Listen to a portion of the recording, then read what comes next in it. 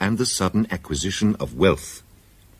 After being acquitted of murdering her lover, Harriet Vane found all three specifics abundantly at her disposal. To be tried for murder is a fairly good advertisement for a writer of detective fiction, and Harriet Vane thrillers were booming. In the interval between finishing one book and embarking on another, Harriet Vane started off on a solitary walking tour along the southwest coast of England. The month was June, the weather perfect. On the morning of the 18th, she set out from Leston Hoe with the intention of walking along the cliffs to Wilvercombe, 16 miles away. It should have been a pleasant and uneventful way of passing a summer day.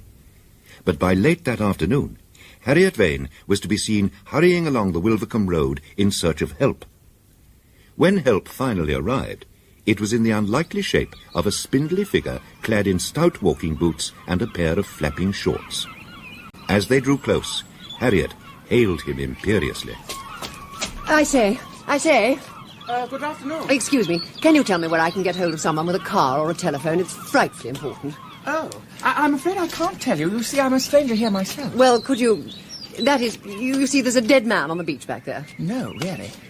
I say, that's a bit thick, isn't it?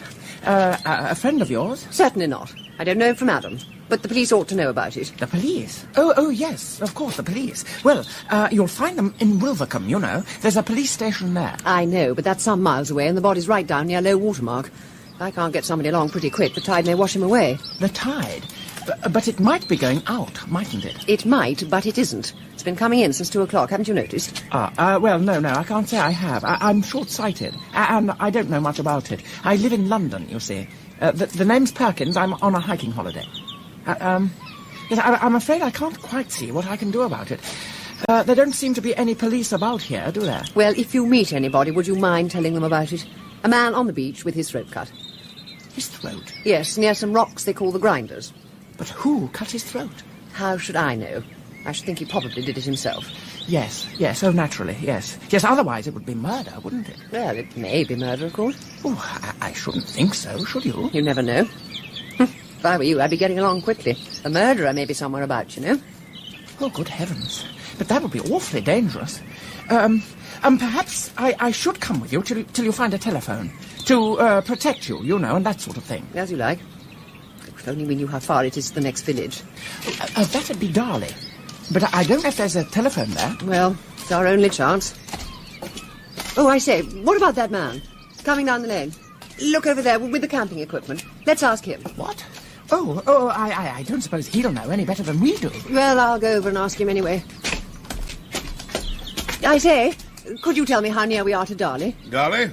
A few minutes farther on. Is there a telephone there? Oh, yes. That Hearn, the grocer's, just across the other side of the green. You can't mistake it. It's the only shop there is. Thank you. Oh, by the way, I suppose there isn't a policeman in the village? No, there's no policeman living in Darley. They share a constable with the next village, I believe. He floats around on a bicycle occasionally. Anything wrong? Been an accident along the coast. I found a dead man. Good Lord. Well, you'd better telephone through to Wilvercombe. Yes, I will. Thanks. Not at all. Come along, Mr. Perkins. There was no need to stop and speak to him. I don't like the look of that fellow, and we're quite near the place. I came through this morning, you know. I only wanted to ask if there was a policeman. We must hurry. There's no time to lose. I'm most grateful to you, Mr. Hearn. I'd almost given up hope of ever finding a telephone. That's all right, miss. Most of the villagers come into the shop at one time or another to use the telephone, so you might say it's all part of the service. Oh, I'd better tell Mr. Perkins I have another call to make. Well, the gentleman who was with you, miss, he's gone. Gone? Yeah, he slipped away while you was talking to the police on the telephone. Did he? How strange. Oh, never mind, no great loss. How long do you think the police will take to get here from Wilvercombe? Oh, shouldn't be much longer now, miss. Well, there won't be much left to see by the time we get to that beach. It'll be high tide soon. Ah, that'll be the call you booked to London, miss. Oh, yes, thank you. Hello? Hello? Morning Gazette. Give me the news, editor. It's urgent. Hello. Yes, I'm speaking from the village shop in Darley near Wilvercombe. The dead body of a man was found at 2 o'clock this afternoon.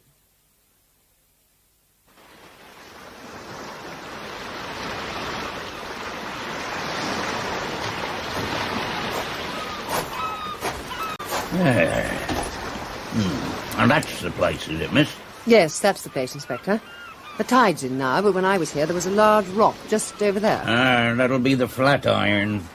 But there must be 17 feet of water over that rock by now. Well, the body was on the rock. I collected some of his personal belongings, and then I took some photographs. That was very sensible, miss. Not but what if you'd started sooner, you'd have got to a telephone sooner. I didn't waste much time. And I thought, supposing the body got washed away or anything, it would be better to have some record of it. That's true, Miss Vane. Now, you took several hours to get to a telephone. Did you meet anyone on your way into the village? Yes. There was a hiker on holiday from London. Huh? He introduced himself as Perkins. Wasn't very much help, I'm afraid. Seemed terrified he might meet a murderer, so he came with me to the village back the way he'd come. He wasn't much in evidence when I arrived. No. As soon as I went into the village shop to phone the police, he just made off. And was he the only person you met? Yes. No, wait. There was a camper. Huh? A square-built sort of man wearing dark spectacles. He spoke well, not quite like a countryman, like a gentleman of the country sort. What I noticed especially was the tattoo of a snake on his right forearm. Well, I'm sure we'll be able to trace those two gentlemen. But the first thing to do is find the body. You can't do anything about it now. We have to wait for low tide. That'll be 2 Emmer or thereabouts. There's a chance, of course, that the body may get washed off the rock and come ashore somewhere. I'm afraid you'll have to come along to the station with me, miss, and make a statement. Let's get back to the car.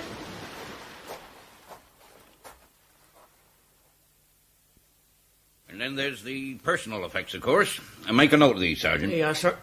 1 shoe, 1 hat, 1 cutthroat razor, cigarette case, handkerchief. Is that a lot, miss? Yes, that's everything, Inspector. Oh, there's the film. You better have it developed as quickly as possible. You seem to have done a pretty tidy job, miss. Anybody think you'd made a study of it, taking photographs and all? It's a miracle to me, the way you handled it. Why, most young ladies would have run away, let alone taking these shoes and things. Well, you see, I know what ought to be done. I write detective stories, you know. There now. Vane. Harriet Vane. Yes. I fancy I've heard that name before. Yes, I expect you have. I'm the notorious Harriet Vane, who was tried for poisoning Philip Boyes 2 years ago. Oh, just so. Yes. Well, now, Miss Vane, I'm afraid we shall have to ask you to stay within reach for a few days. Oh, I quite understand that. I suppose I better put up somewhere in Wilvercombe. Well, I don't think you could do much better than Clegg's Temperance Hostel. It's cheap and quite comfortable. I don't care for temperance hostels. What's the best hotel in town? The Resplendent is the largest. Then the Resplendent is where you will find me. Can one of your men kindly run me over there?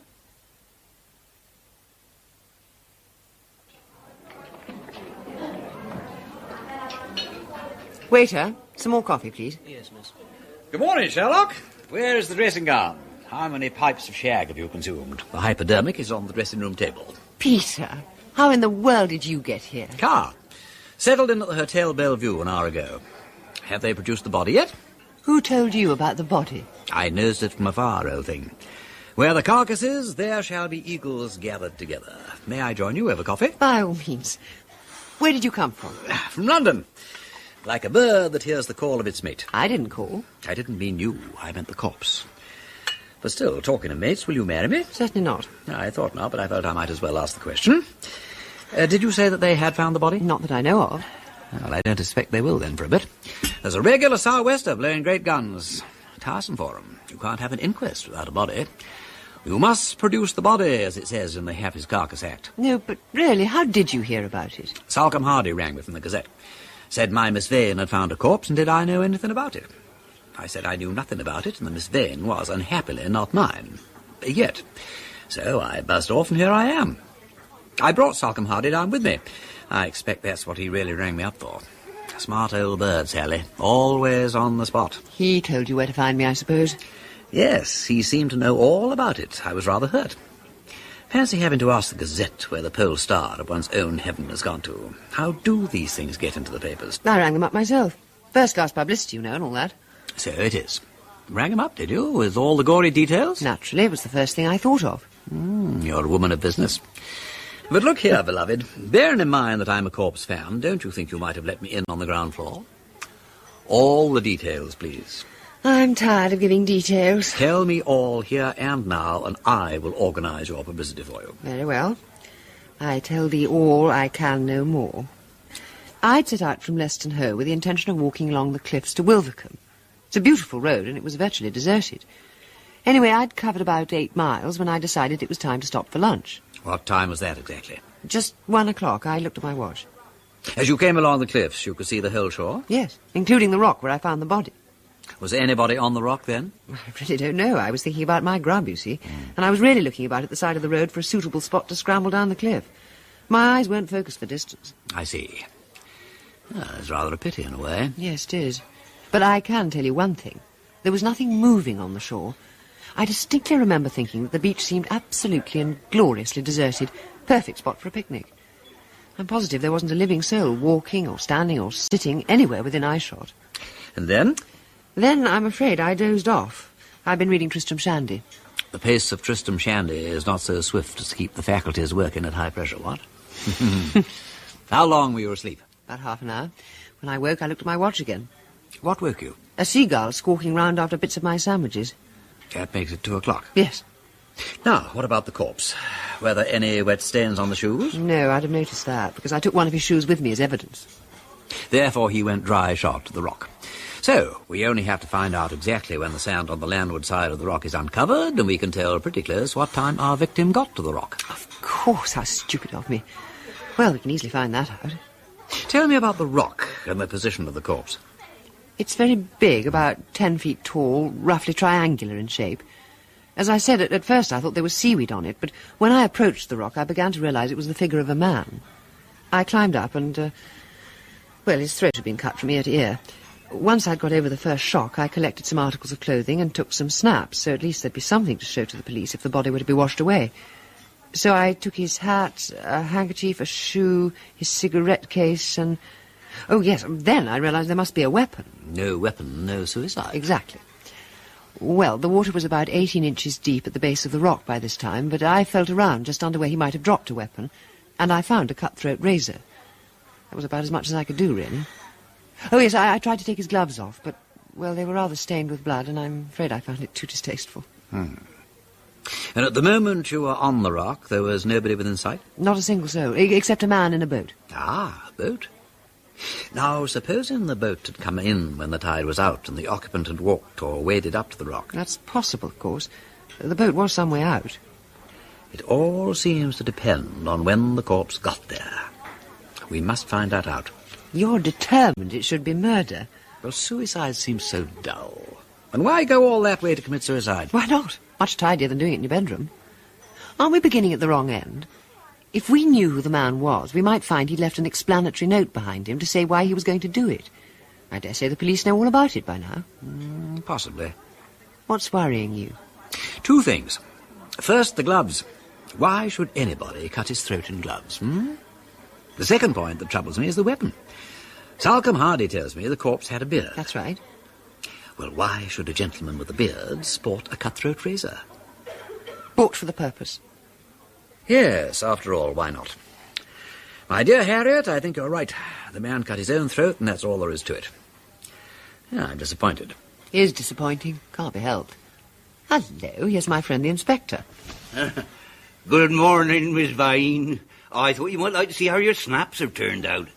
We've identified the man. No, have you? Good work. This is Inspector Amblety, Lord Peter Wimsey. Oh, delighted to make your acquaintance, my lord. How do you do, Inspector? Do sit down. Oh, thank you. I don't know that you'll find anything mysterious about this case, my lord. Just a plain suicide, I fancy. We had regretfully come to that conclusion. Oh, why you should have done it, I don't know. But you can never tell with these foreigners, can you? I thought he looked rather foreign. Yes, he's a Russian or something like that. Paul Alexis Goldschmidt, his name is. Known as Paul Alexis. Comes from this very hotel, as a matter of fact. One of the professional dancing partners in the lounge there. You know the sort. Age, 22 or thereabouts. Unmarried. Living in rooms. Nothing known against him. He didn't leave a letter for the coroner or anything? We found nothing so far. And, as regards the coroner, That's a bit of a bother, that is. I don't know how long it'll be, miss, before you're wanted. You see, we can't find the body. Yes, well, just as well you took those photographs, Sherlock, or we'd have had no proof there'd ever been a body. It's annoying. We like to get these things tidied up as we go along. Naturally. Well, I'm sure if anybody can tidy him up, you can, Inspector. Oh. You impress me as being a man with an essentially tidy mind. I will engage to prophesy, Sherlock, that before lunchtime, Inspector Umplety will have sorted out the dead man's papers, got the entire story from the hotel manager, identified the place where the razor was bought, and explained the mysterious presence of the gloves. Well, as for the razor, my lord, I think that's neither here nor there. Oh, well, I expect you're right, Inspector. However, if it ain't troubling you too much, I wonder if I might have a look at it. Well, certainly, my lord. I'll get Sergeant Saunders to show you all the dead man's effects. And if you'd like to come along with me, you'll dodge all these reporters hanging about in the lobby.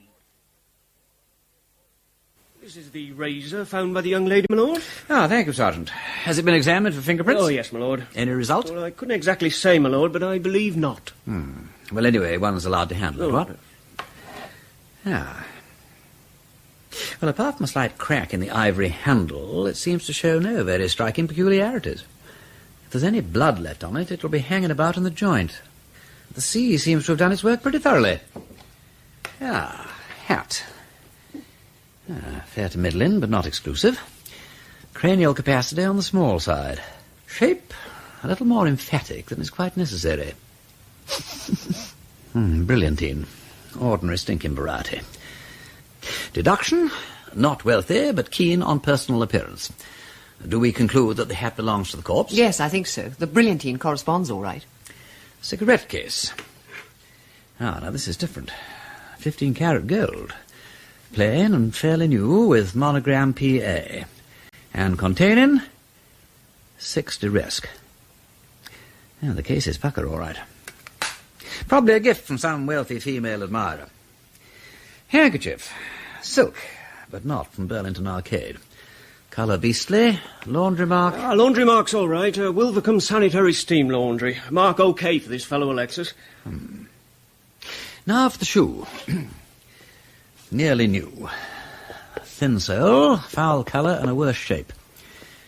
Handmade, so that the horrid appearance is due to malice aforethought. Not the shoe of a man who does much walking. Made, I observe, in Wilvercombe. Yeah, well, that's OK, too. We've seen the man. He made that shoe for Mr. Alexis, all right. Knows him well. Let's see the sole again. Slight traces of salt water here, but none on the uppers. Inference, he walked over the sand when it was very wet, but did not actually wade through the salt water. 2 or 3 scratches on the toe cap, probably got from clambering up the rock. Well, thanks awfully, Sergeant. You're quite at liberty to inform Inspector Umplety of all the valuable deductions we've drawn. Very good, my lord. Oh, and tell the Inspector that I shall be going to London today and returning as soon as possible. Yes, my lord. To London? Why London? Obviously, I should have preferred to stay here and view the town.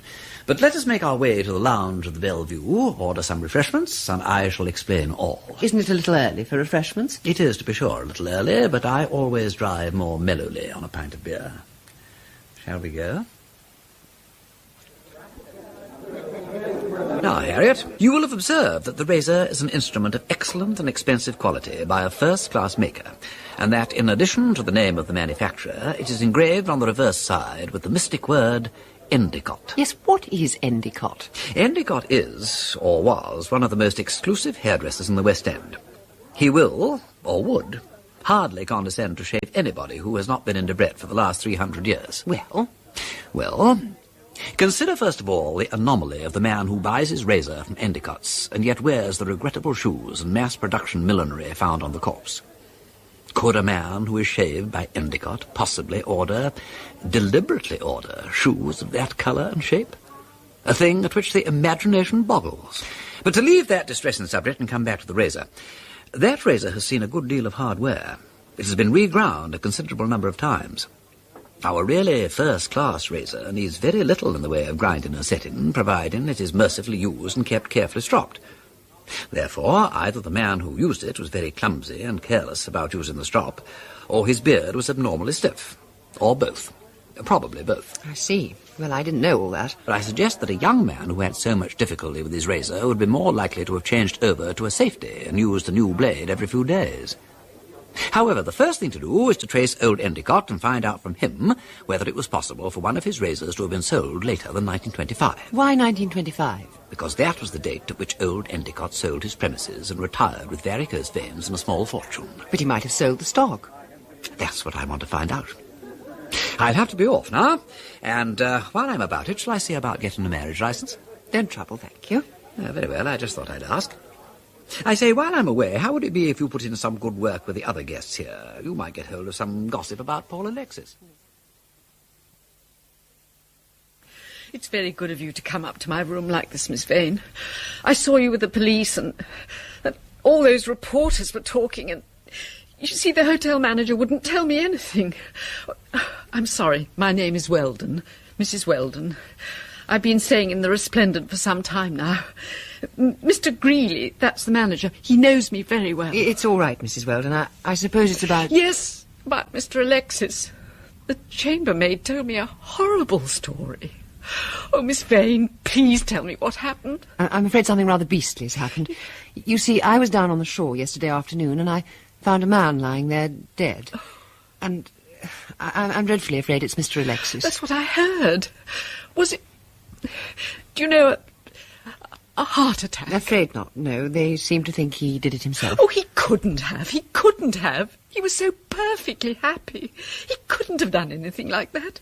How do they know? Well, you see, there's a photograph. Oh, show me the photograph. It isn't very pleasant to look at. Show me the photograph. I want to know. If you insist, Mrs. Weldon, here it is.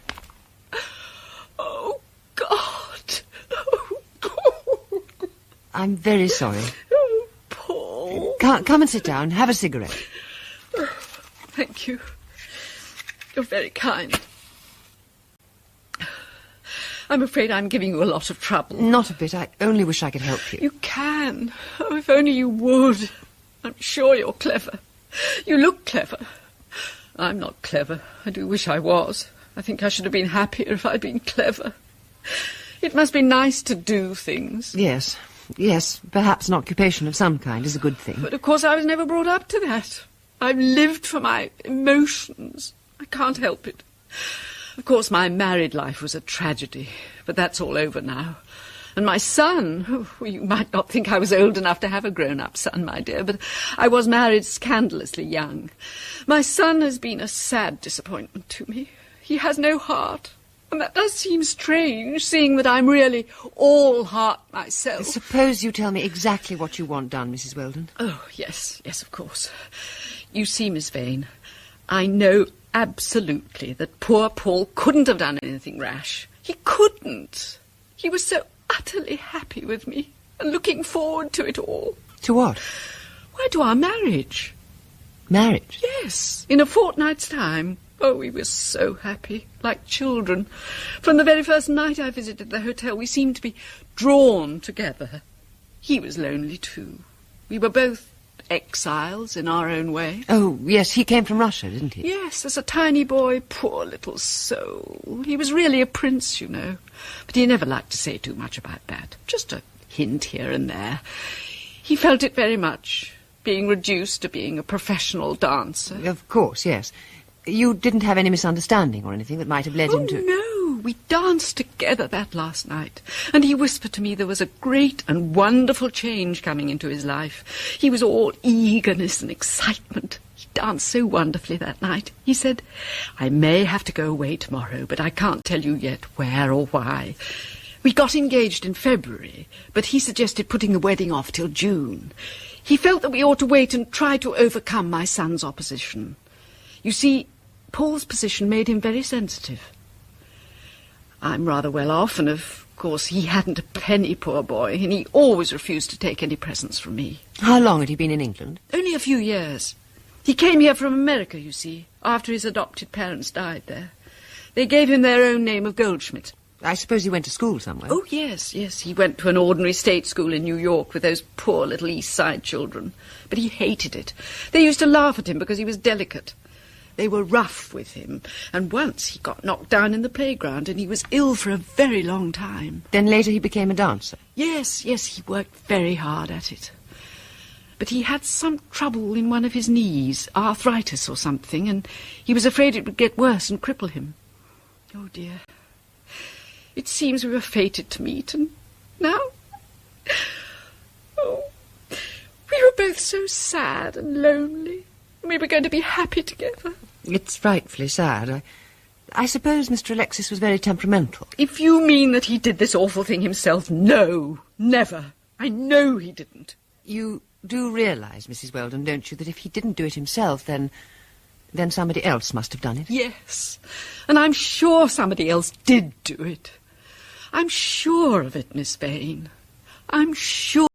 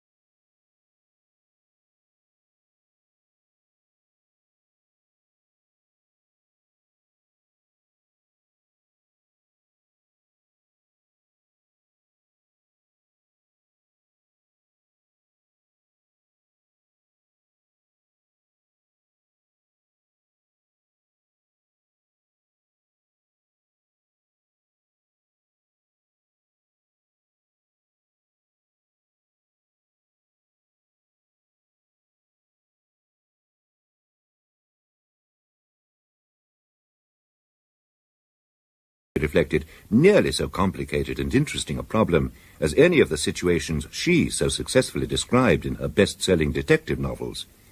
Thus it was with a certain diffidence that Harriet pursued her inquiries in the little town of Wilvercombe, while Lord Peter returned to London in an attempt to trace the origin of the razor found beside the body. Having established that the victim had been making plans to marry one Mrs. Weldon, a lady both older and richer than her betrothed, Harriet resolved to find out whether the professional dancers of the largest and grandest local hotel could cast any light on the last days of the unfortunate Paul Alexis. And that is why, on the evening following her discovery of the corpse, Miss Harriet Vane was to be seen swaying round the dance lounge of the Hotel Resplendent in the competent professional arms of a dark-haired gigolo, known to one and all as Monsieur Antoine. I'm afraid, Monsieur Antoine, that I'm not a very good dancer. You dance very correctly, mademoiselle. It is only the entrain that is a little lacking. It is possible that you are awaiting the perfect partner. When the heart dances with the feet, then it will be à merveille. Is that the kind of thing you have to say to all these old ladies? I am afraid so. That is part of our job, you know, Miss Vane. It must be very tedious. Que voulez-vous? All work has its tedious moments, which are repaid by those that are more agreeable. There's something I wanted to ask you, Monsieur Antoine. Tell me about Mr. Alexis. Poor Alexis. It was Mademoiselle who found him, I understand. Yes. I had heard that he was engaged to be married. Oh, yes, to the English lady, Mrs. Weldon. That was understood. Was he happy about it? Mademoiselle, Alexis was poor and the English lady is very rich. It was advantageous to him to marry her. At first, no doubt, it might offer a little disagreement, but afterwards, you understand, mademoiselle, these matters arrange themselves. You don't think that he suddenly felt he couldn't face it and took this way out? That is difficult to say, but no, I do not think so. He had, after all, only to go away. He was a very good dancer and very popular. He would easily have found another situation, provided his health would permit him to continue. It all seems to me rather odd that he should have done away with himself like that. Thank you, mademoiselle. What is the arrangement now? Do we go on dancing, or have you other engagements? There is no reason why we should not continue for the next dance. After that, unless mademoiselle wishes to make a special arrangement, I have to attend to my other patrons. No, I don't want to upset things. Is there any reason why you and the two young ladies who work here should not have a little supper with me later on? None at all. It is very kind, very amiable. There is a small restaurant only a few streets from here. We can be private there and speak quite freely. I will arrange it all. It is natural that mademoiselle should take an interest.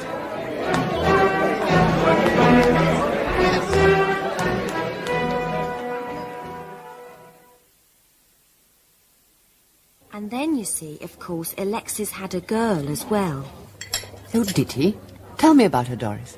Well, Carcase knows more about it than me, really, don't you, Carcase? No, I don't. It was you Alexis shared all his secrets with. Well, he did have a girl, but they broke it off a few weeks ago. I see. Was Alexis very upset? Oh, no. Seemed rather pleased about it, in fact, didn't he, Antoine? It is true. He seemed relieved. If you ask me, Alexis wanted her out of the way so he could get on with his other little plans. What other little plans? Oh, I'm sure I don't know. But he had something up his sleeve these last few weeks. Very grand about it, he was. You'll see, he said. Just you wait a little bit. Well, I'm sure, I said. I have no wish to intrude. You can keep your secrets, I said, for I don't want to know them. All this rubbish about his noble birth and fallen fortunes. You think he did the floor a favour by dancing on it? Oh, come on, Carcase. He wasn't so bad as all that. Anyhow, he's dead, poor boy. And you oughtn't to run him down. Why is he dead? One does not cut one's throat pour s'amuser.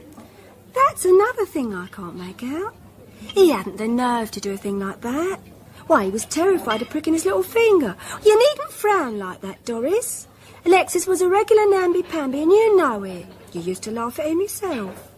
I cannot climb that step-ladder. I am afraid to fall. I am afraid to go to the dentist. He might pull my teeth out. Really, Mr. Alexis, I used to say to him, anyone would think you was made of glass. And he'd have taken some sleeping stuff if he really wanted to do it.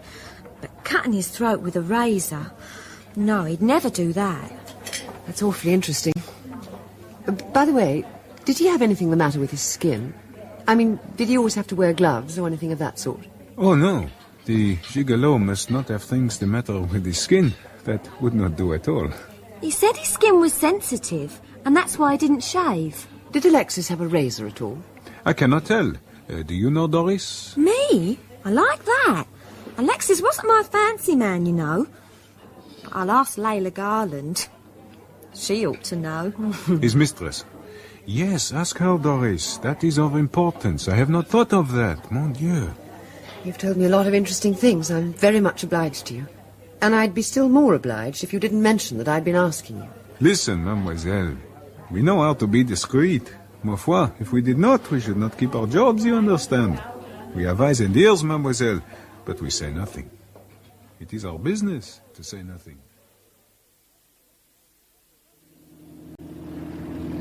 A perfectly splendid day for exploring beaches. Perhaps a trifle on the blowy side, but let's not complain. Peter, I shall certainly start to complain very loudly unless you immediately tell me what you found out about the razor. The razor? Oh, the razor. Well, I tracked down old Endicott without too much difficulty. His hairdressing salon in Jermyn Street is now sadly reduced to a ham shop, though I do believe they do a rather good line in Gentleman's Special Pickle. I found the old boy living in healthy retirement in Ealing. Fortunately, he still has a memory like an encyclopedia, and he actually recalls selling one of his splendid razors to Colonel Belford, who was forever bringing his razor back to Endicott to be reset. Seems the Colonel took the edge off with the strop instead of putting it on. And you found the Colonel? I did. Endicott still had his address. The good Colonel proved to be a rather cantankerous old fellow. However, he eventually informed me that he'd given away his pair of razors to the gardener. Who no longer worked for him? On the contrary. I interviewed the gardener, who had wisely passed on the maltreated razors to his brother-in-law, who lives in Seahampton. Seahampton? But that's less than 50 miles from here. Precisely. Didn't you ask this gardener if either of the razors had a crack in the ivory handle? I did. One of them had been dropped on the stone floor of the cottage, which had left a slight crack in the handle. So did you go to Seahampton? Yes, and I found the brother-in-law, who is a hairdresser. He still had one of the razors, the one without the crack. And what happened to the other one? He'd sold it to an itinerant hairdresser who'd come to him looking for work. Recently? Only a few weeks ago. A man by the name of Bright, described by our hairdresser as a little rat of a fellow, sandy-haired and too smooth by half. Oh, yes, and he had one shoulder higher than the other. Peter, that's wonderful. All we have to do is find this Mr. Bright. I mean, surely there can't be two white Endicott razors bearing the same evidence of misuse and with the same small crack in the ivory. It's probably the right razor. Tramp barber with sandy hair and a crooked shoulder ought not to be so very difficult to find. There's always the disagreeable possibility that Mr. Bright was a barber for that one performance only. In which case, his name is certainly not Bright. Well, here we are. Let us continue our discussion at the scene of the crime. We can get down to the beach from that path over there.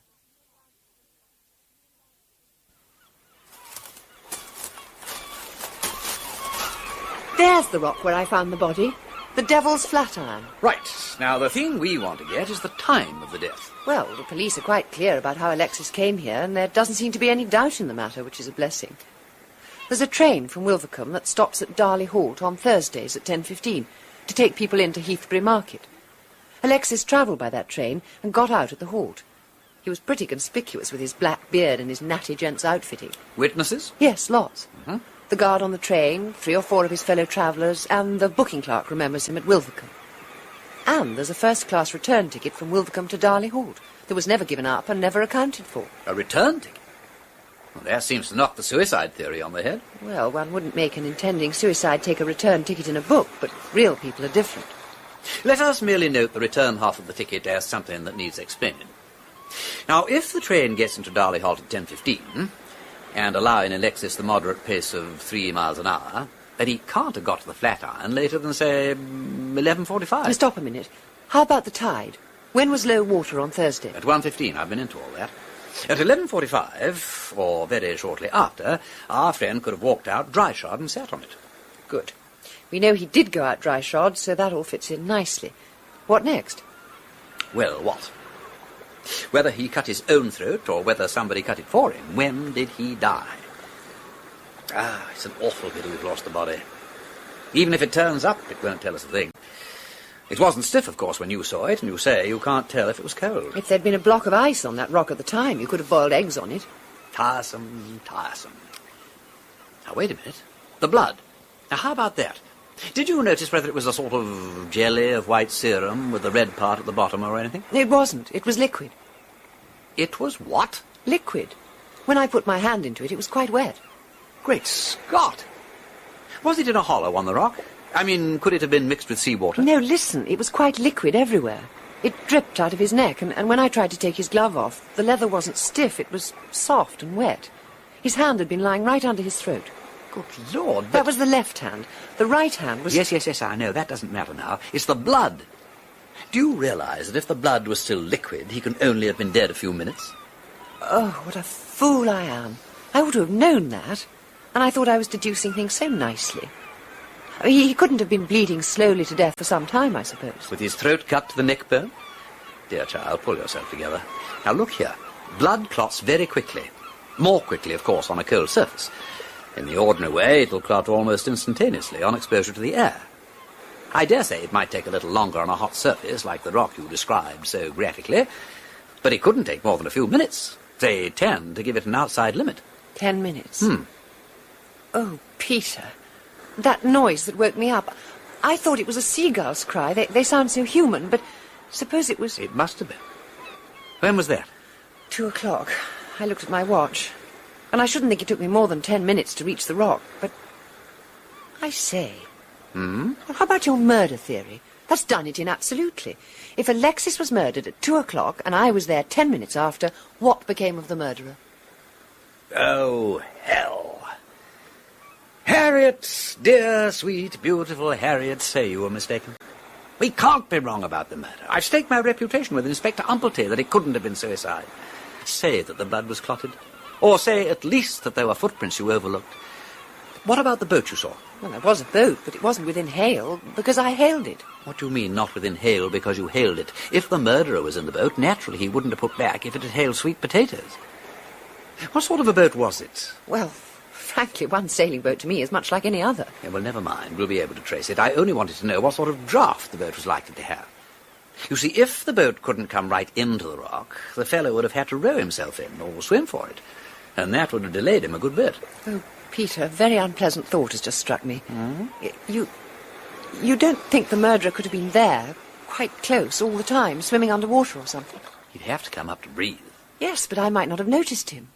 It's a nasty thought. I wonder if there's any cleft in the Flatiron where he might have hidden himself. I say, I'm going down to have a look at it. Turn your modest eyes seaward till I've climbed into a bathing suit. You do the same, and we shall explore the Flatiron and see what it has to tell us.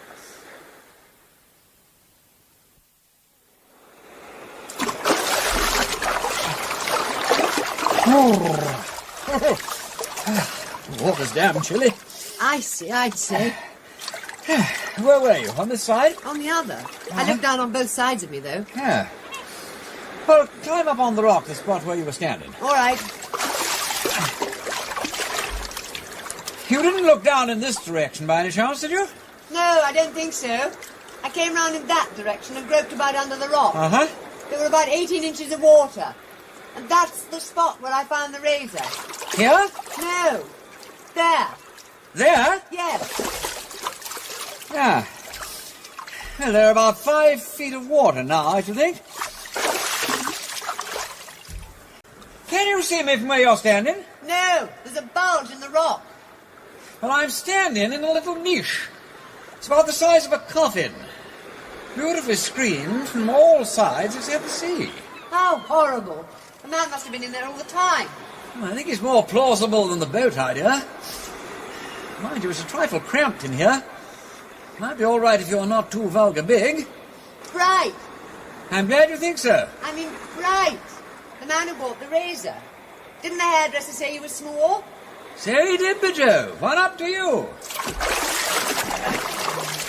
I wonder...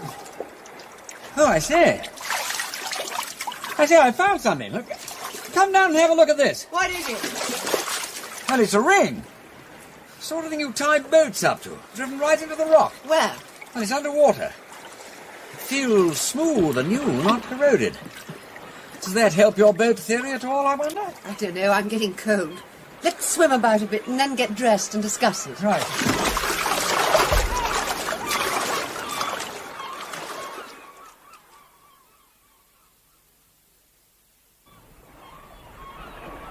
Look here.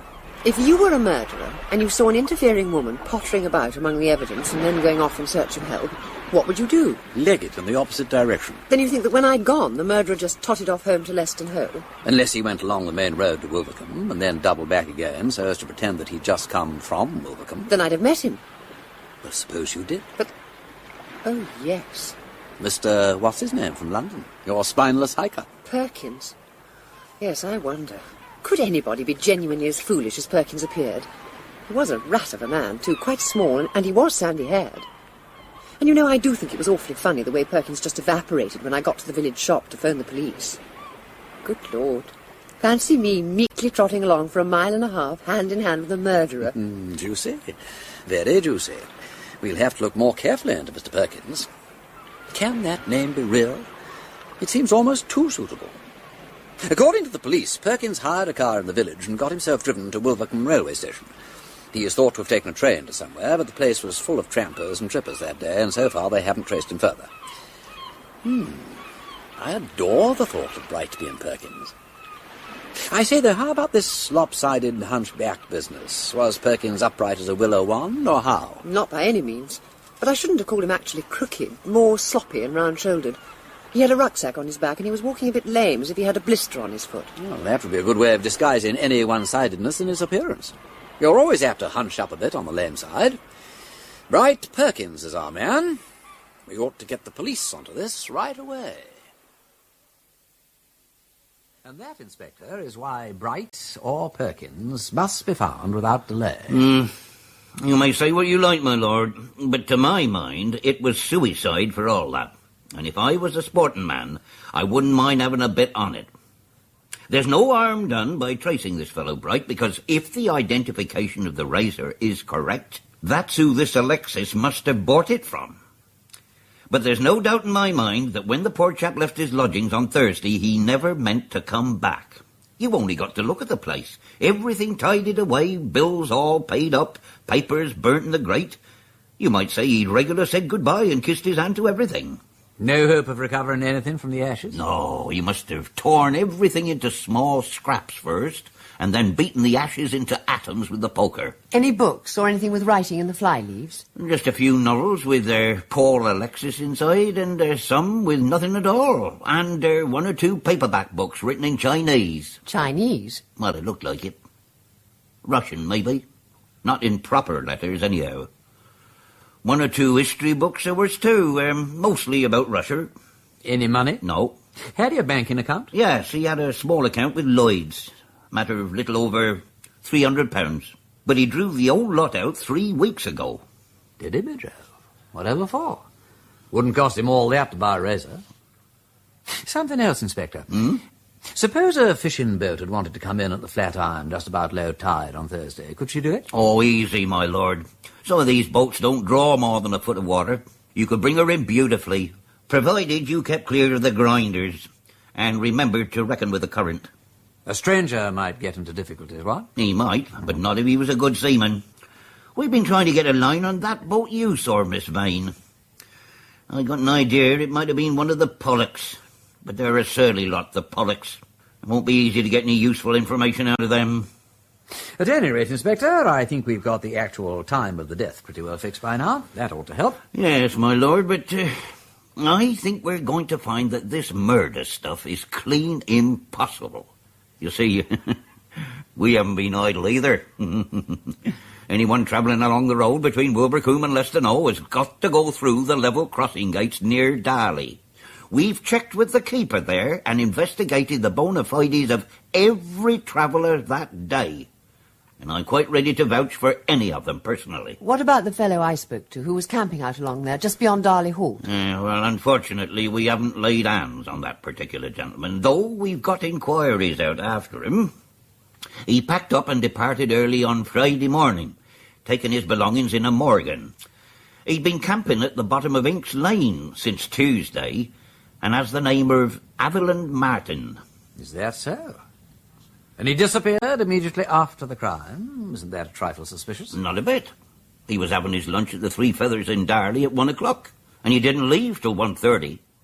Nobody in a Morgan passed through the level crossing that day, so he'd have had to walk along the shore. If the time of the death was 2 o'clock, then... Well, you tell me how a man could walk 4.5 miles in half an hour, and I'll get a warrant made out for Mr. Martin's arrest. Your trick, Inspector. Thank you. Well, in any case, Mr. Martin isn't much good to us, because he spent Thursday morning in Wilbraham, or so he mentioned to the landlord of the Feathers. What a pity. Did anybody notice the number of his Morgan? Yes. It belongs to a London garage, where they hire out cars to be driven by the IRA. Mr. Martin came in there last Thursday week, paid his deposit in case, and returned the bus on Sunday night. He said that he'd given up his house and had no fixed address, but gave a reference to a Cambridge banker. How about the bank? Oh, that's all right. Mr. Avelland Martin has been a depositor there for 5 years. Introduced by another client. No irregularity. All the same, I'd like to have a chat with him. There are points about him which seem to be suggestive, as Sherlock Holmes would say. Well, I'd feel more enthusiastic about this investigation, my lord, if I had any sort of proof that there really was a murder committed. Just at present, it's a bit thin, you'll allow. If it is a case of murder, it's been so neatly worked out, there doesn't seem to be much of a loophole in it. Unless it's the razor. Look here, Inspector. I've got an idea about the razor. Yes, my lord? I think I'll have a word with Salcombe Hardy. He's still down here covering the case for the Gazette. Our one hope now is to tempt the murderer, if there is one, into making a mistake by trying to be too clever. Yes, I think that's worth a try. And I think you're treating me damn badly, old man. Oh, I wouldn't say that, Sally. I'm the last pressman to still be following this case. I know you must have something up your sleeve, or you wouldn't be hanging around the scene of the crime like this. Unless it's the girl. If there's nothing else doing, give me a story about the girl. Anything will do, as long as it's a story. Romantic engagement of Pierre's son. That's better than nothing. Now, pull yourself together, Sally, and keep your inky paws out of my private affairs. Anyway, I'm going to give you a nice, pretty story all to yourself. Now then, take this down. The mystery surrounding the horrible tragedy of the Flatiron deepens steadily with every effort to solve it.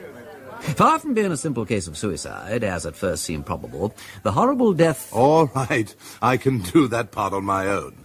What I want is the story. Yes, but work up the mystery part of it. Go on now.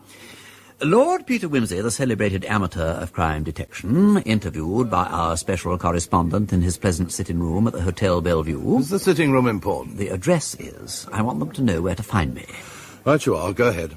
At the Hotel Bellevue, Wilvercombe, said that while the police still held strongly to the suicide theory, he himself was by no means satisfied. The point that particularly troubled him was that, whereas the deceased wore a full beard and had never been known to shave, the crime... Crime? Suicide is a crime. So it is. Well... Was committed with an ordinary cutthroat razor which shows signs of considerable previous hard wear. Now, rub that in well, Sally. The history of this razor has been traced up to a point. Who traced it? I did. Can I say that? If you like.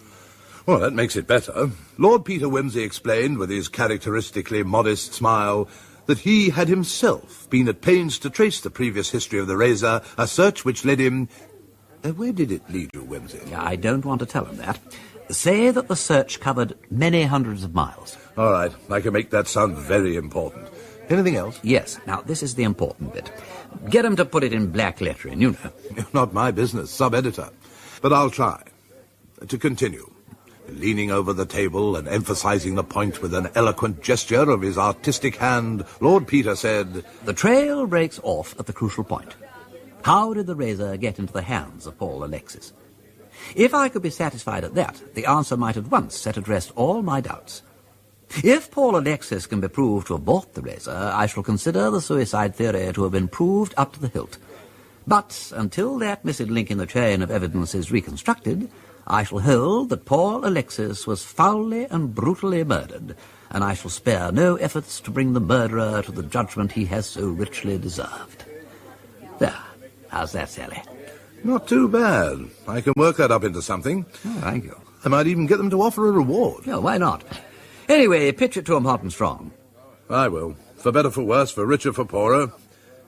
Between you and me, Wimsey, would you be satisfied that it was suicide if the reward was claimed? Probably not. In fact, I am never satisfied. Just publish, Sally, publish. Reveal all in your rag, and we shall see who, if anyone,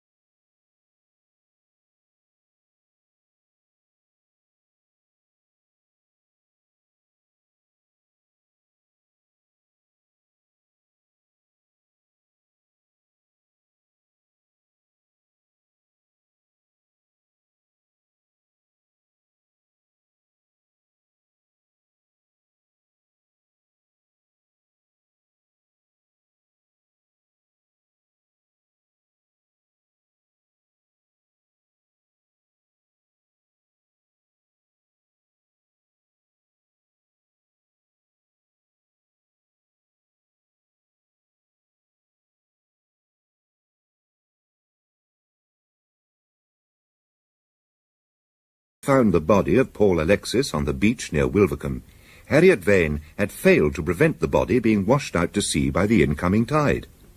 This unhappy circumstance was complicated by the disappearance of Haviland Martin and Julian Perkins, the only two people known to have been near the beach at the time of Alexis's death. Even Mrs. Weldon, who had been engaged to marry Paul Alexis, could provide no evidence to support her highly emotional assertions that her fiancé had been murdered. Lord Peter and Harriet Vane were by now pinning their hopes on the razor found near the body. They knew it had been purchased by a man calling himself William Bright. Hoping to make Bright come forward of his own accord, Lord Peter carefully planted an article in the pages of the Morning Gazette, while Inspector Umplety of the Wilvercombe Police, with no clear line of investigation of his own to pursue, made his way down to the harbour, and put a few pertinent questions to the only other person who might have witnessed the death of Paul Alexis. Can't a man take his own boat out when he likes and where he likes? Sea's freedom all, ain't it, Inspector? Of course it is, Pollock.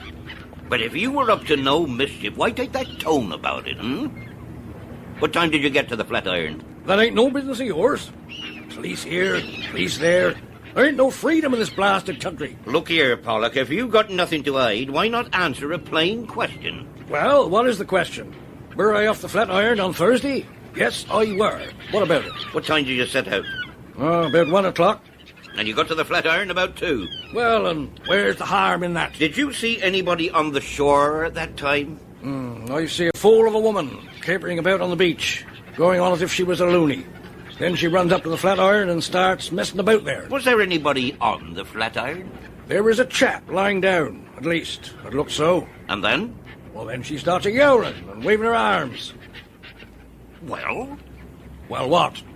I didn't take no notice. I never takes no notice of females. Now, Pollock, did you see anybody else on the shore that morning? Oh, not a soul. Were you within sight of shore all the time? Yes, I were. Was anybody with you in the boat? No, there weren't. Then what was that grandson of yours doing? Him? Well, he was with me. Ah. I thought you meant there was somebody else that didn't know I'd been there. What do you mean by that? Oh, nothing. Only policemen's a pack of fools, mostly. That's enough of that. Where is your grandson? Over to Cork. Went last Saturday, he did. Cork, eh? Smuggling goods into Ireland? Yeah, of course not. Business. My business. Your business seems to be rather mysterious, Pollock. You'd better be careful. We'll want to see that young man when he gets back. At any rate, are you in a position to say whether you saw anybody walking along the shore between your cottage and the Flatiron? Yes, I am. I see nobody. Not up to 1:45, anyway. After that, I couldn't swear one way nor t'other. Did you see any other boat in the neighbourhood? No, I didn't. Very well. If your memory should improve in the next few days, you'd better let us know. That's all for now. Pack of fools. That's what they is, yes, a pack of bloody fools. Dear Lord Peter, I'm so glad to see you. May I introduce my son, Henry? I wrote asking him to come and help us through this terrible time, and he has most kindly put his own business aside and come to me. How do you do, Mr. Weldon? Pleased to meet you. Henry is so delighted that you're here to help us, Lord Peter. That policeman, what's his name, Miss Vane? Inspector Umplety. Oh, that's it. Well, he's so stupid. Of course, he's a very well-meaning, honest man and most polite, but how can a person like that possibly understand a nature like Paul's? I knew Paul. So did Henry, didn't you, dear? Oh, yes, certainly. Very pleasant fellow. You know, don't you, dear, that he never would have taken his own life and left me like that without a word? There, Mother. You must try to bear up. Oh, yes, dear. I'm sorry. It's all been such a shock to me. But I mustn't be weak and silly. We must all be courageous and work hard to do something about it. I say, I rather think a spot of something or other might do us all good. Excellent idea. Mr. Weldon, why don't you and I make a concerted masculine raid upon the bar? Yes. Well, why not? Yes. We'll instruct the waiter to attend upon you, ladies. Thank you, Lord Peter. You're very kind.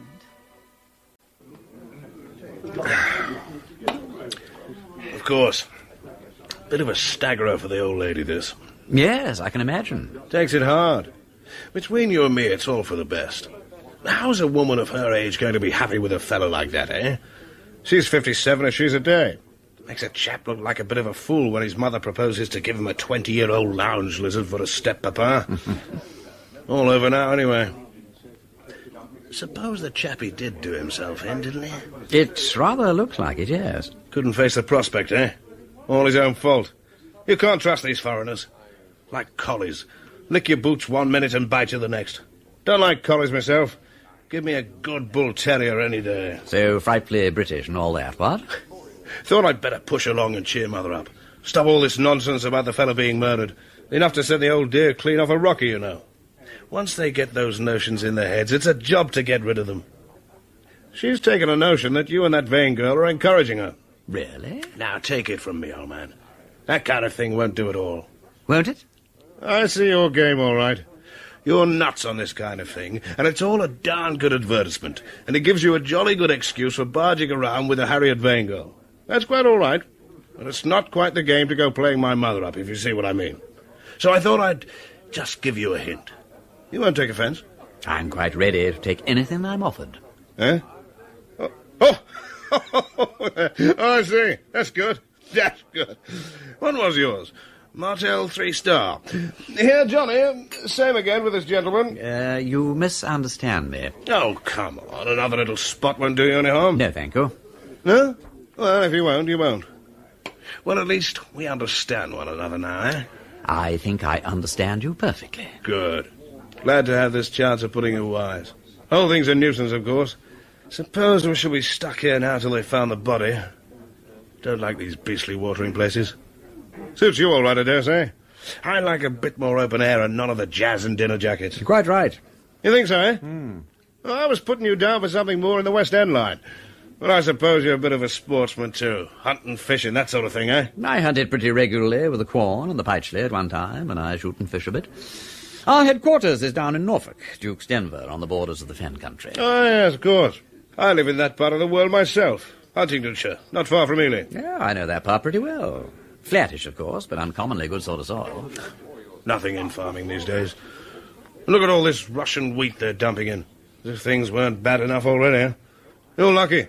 Takes a man all he can do to get his living off the land these days. He must be trying to be obliged to leave things and come down to Wilvercombe. How long do you think you'll be here? Huh? Oh, I don't know. I've left a man in charge, of course. Just so. Well, hadn't we better get back and join the ladies? Ladies, eh? You be careful, my boy. Getting to the dangerous age, aren't you? If you ain't careful, you'll find yourself booked one of these days. I dare say I shall manage to keep my head out of the noose. Out of the... Oh! I see. The matrimonial news. Very good. That's a good one.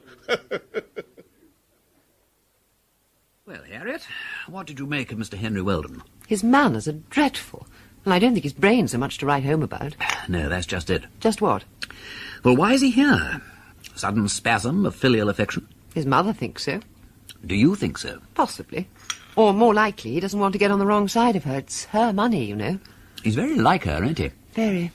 So much so, he gave me an odd feeling at first, as though I'd met him somewhere. I expect he's glad to be relieved of the prospect of Paul Alexis and can't help showing it. He's not very subtle. I'd like to know why he's trying to drive me out of this place. How do you mean? He wants it to be understood that this detecting business is to stop. So much so that he's prepared to spend an indefinite time here hanging around his mother to see that she doesn't make inquiries on her own. Well, I dare say he has nothing else to do. Nothing else to do. My dear girl, he's a farmer. Well? And this is June. What about it? Why ain't he attending to his haymaking? I didn't think of that. About the last weeks of the year that any decent farmer would be willing to waste are the weeks from hay to harvest. I can understand his running over for the day, but he seems to be prepared to make a session of it. I think it's deuced funny. Yes, it is rather funny. But are you casting Henry Weldon in the part of murderer? I should like to. But I don't feel I can, somehow. No? No. I don't think Henry had the brains to have murdered Alexis. Then who are we left with? Perkins? Havel and Martin? Umblety can't lay his hands on either of them. And in any case, if Martin was drinking in the Feathers at 1:30, we know he can't have been at the Flatiron in time to commit the murder. There's William Bright, of course. Did Salcombe Hardy print the story you fed him? Yes, and the Gazette's offering a reward for information about the razor. But there's nothing to be done but wait and see whether Bright rises to the bait. There is one thing I could do, Hmm? and that's to get Antoine to introduce me to Alexis's former girlfriend. Our Inspector Umplety didn't have much success in getting her to talk. Try it, Harriet. Try it, light of my life. At this stage, I fear almost anything is worth a try. Tell me, Monsieur Antoine, you're a person of great experience. Is love, in your opinion, a matter of the first importance? It is, alas, of great importance, but of the first importance, no. L'amour. These ladies come and dance and want love and think it is happiness, and they tell me about their sorrows. Me! And they have no sorrows at all, only that they are silly and selfish and lazy. Their husbands are unfaithful, and their lovers run away, and what do they say? Do they say, I have 2 hands, 2 feet, all my faculties, I will make a life for myself? No! They say, give me cocaine, give me the cocktail, give me the thrill, give me the gigolo, give me l'amour. Like a mouton bleating in a field. You're right, Monsieur Antoine. I don't believe l'amour matters so terribly after all. Oh, no. Mademoiselle knows very well the difference between love which is important and love which is not important. But you must remember that one may have an important love for an unimportant person. Yes, it's true. Monsieur Antoine, I wondered, that girl that Paul Alexis used to go round with. Layla Garland. Yes. Would it be possible for you to put me in touch with her? Nothing is more simple, mademoiselle. Miss Garland usually joins Mr. De Soto for lunch after the morning concert. That's Louis De Soto, her latest flame. That is so, mademoiselle. He is playing at the Winter Gardens. If mademoiselle desires it, I can call for you and accompany you to the Winter Gardens myself. I can introduce you. It will be simpler, so, n'est-ce pas?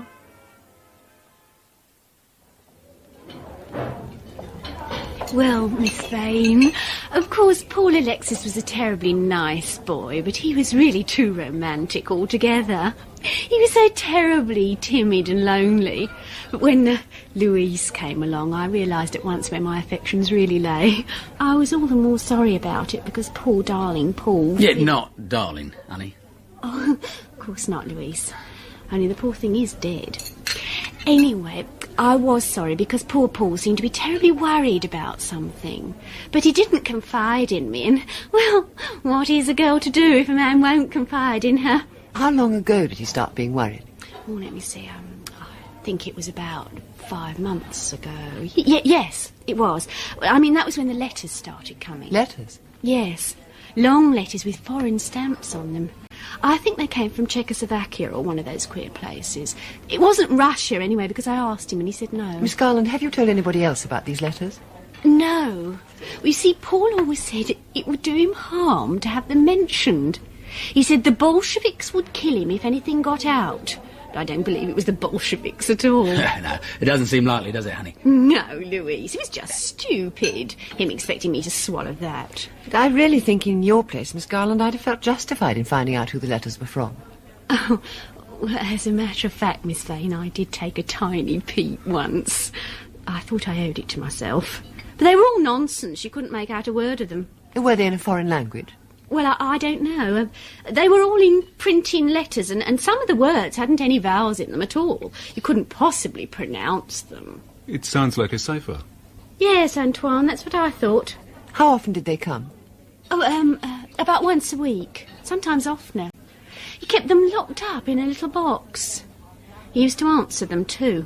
Sometimes when I went round to see him, he'd have his door locked, and old Marla Frank, his landlady, said he was writing letters and wasn't to be disturbed. Well, that wasn't the kind of thing you could expect a girl to put up with. No, of course you couldn't, baby. Haven't you told the police about these letters? No, I have not. I don't say I mightn't have told them if they'd asked properly. With the way that fat Umplety went on, you'd have thought I wasn't a respectable girl. So I said to him, I know nothing about it, and you can't make me answer your silly questions unless you take me down to your dirty old police station and charge me. That's what I said. And it's a good thing there's a law in this country to protect girls like I. Ain't she the snail's ankles, eh? Yeah. Hey, and now, if you'll excuse me, lovelies, I have a rehearsal, 2 o'clock. As always, Tuesdays and Thursdays, 2 o'clock without fail.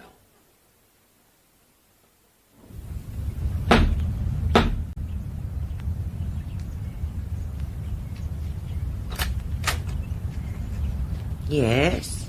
Mrs. Lefranc? Yes. Good morning. I'm looking for a room. Professional, dearie? No, I write books. In fact, Mrs. Lefranc, I'm the person who found poor Mr. Alexis last week. Oh. I've been staying at the Resplendent, but it's terribly expensive. And I thought if your room is still vacant, I might be able to take it. Well, you better come along in. Excuse me, negligee, won't you? I don't get time to posh myself up of a morning. How long will you be wanting the room for? I don't quite know. It depends on when they find the body. Oh, yes, they've got to find him first, poor lamb, ain't they? You'd better come up and see the room. There, dearie. I'm sure you couldn't find better in Wilvercombe. And it's nice and quiet. You'll be able to do your writing beautiful. It's a very pleasant room, Mrs. Lefranc. Well, I've had it all cleaned up. And if you was to dislike his books and bits and things, I could easily put 'em on one side. But there, I dare say you wouldn't mind 'em. It's not as if he died in this room, is it, poor soul? And I'm sure there's nothing infectious in them books, for he never was subject to any complaint, enjoying good health as a rule, barring the pain in his joints, which he had to lay up for at times, and the amount of antipyrin he took for it would surprise you, and he never would see a doctor. What are your terms, Mrs. Lefranc? 2.5 guineas a week inclusive, or 12 shillings and find yourself. And it's not everybody I'd do that for. Only I can see you're one of the quiet sort. If there's one thing I don't want in my house, it's trouble. I'm sure all this dreadful business is trouble enough. Oh, dear. I was that fond of poor Mr. Alexis. I'm sure you must have been. Such a thoughtful boy, and the manners of a prince he had. What about Mr. Alexis and that girl of his, Layla Garland? Were they very close? What there might be between them two, I couldn't tell you, dearie. But I must say I wasn't sorry when that little cat took herself off. You're well rid of her, I said. That's what I said, and if you ask me, he knew it well enough. You don't think he killed himself on her account, then? No. Oh, I've thought about it over and over again, and I'll tell you what I think. I think it was his speculations that went wrong. Speculations? Yes, those speculations of his in foreign countries. The letters he used to get.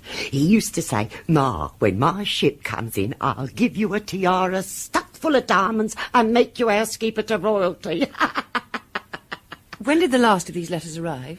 Well, dearie, there was one of them. It came 2 days before this dreadful thing happened. It must have been a long one, for he was shut up hours and hours with it.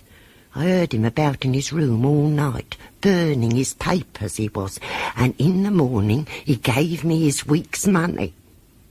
Poor Mr. Alexis. There. Life's a funny thing, and you can't account for it, can you? There then. Well, when was you wanting to take the room, dearie? I'll be coming in tonight. I don't know whether I'll want my board or not, but if I leave my suitcase and pay you the 12 shillings for the room in advance, that'll be all right, won't it? That's okay, dearie. Just you come when you like. You'll be happy with Marla, Frank. Well, I only wish poor Mr. Alexis had told me all his worries. He'd be here now.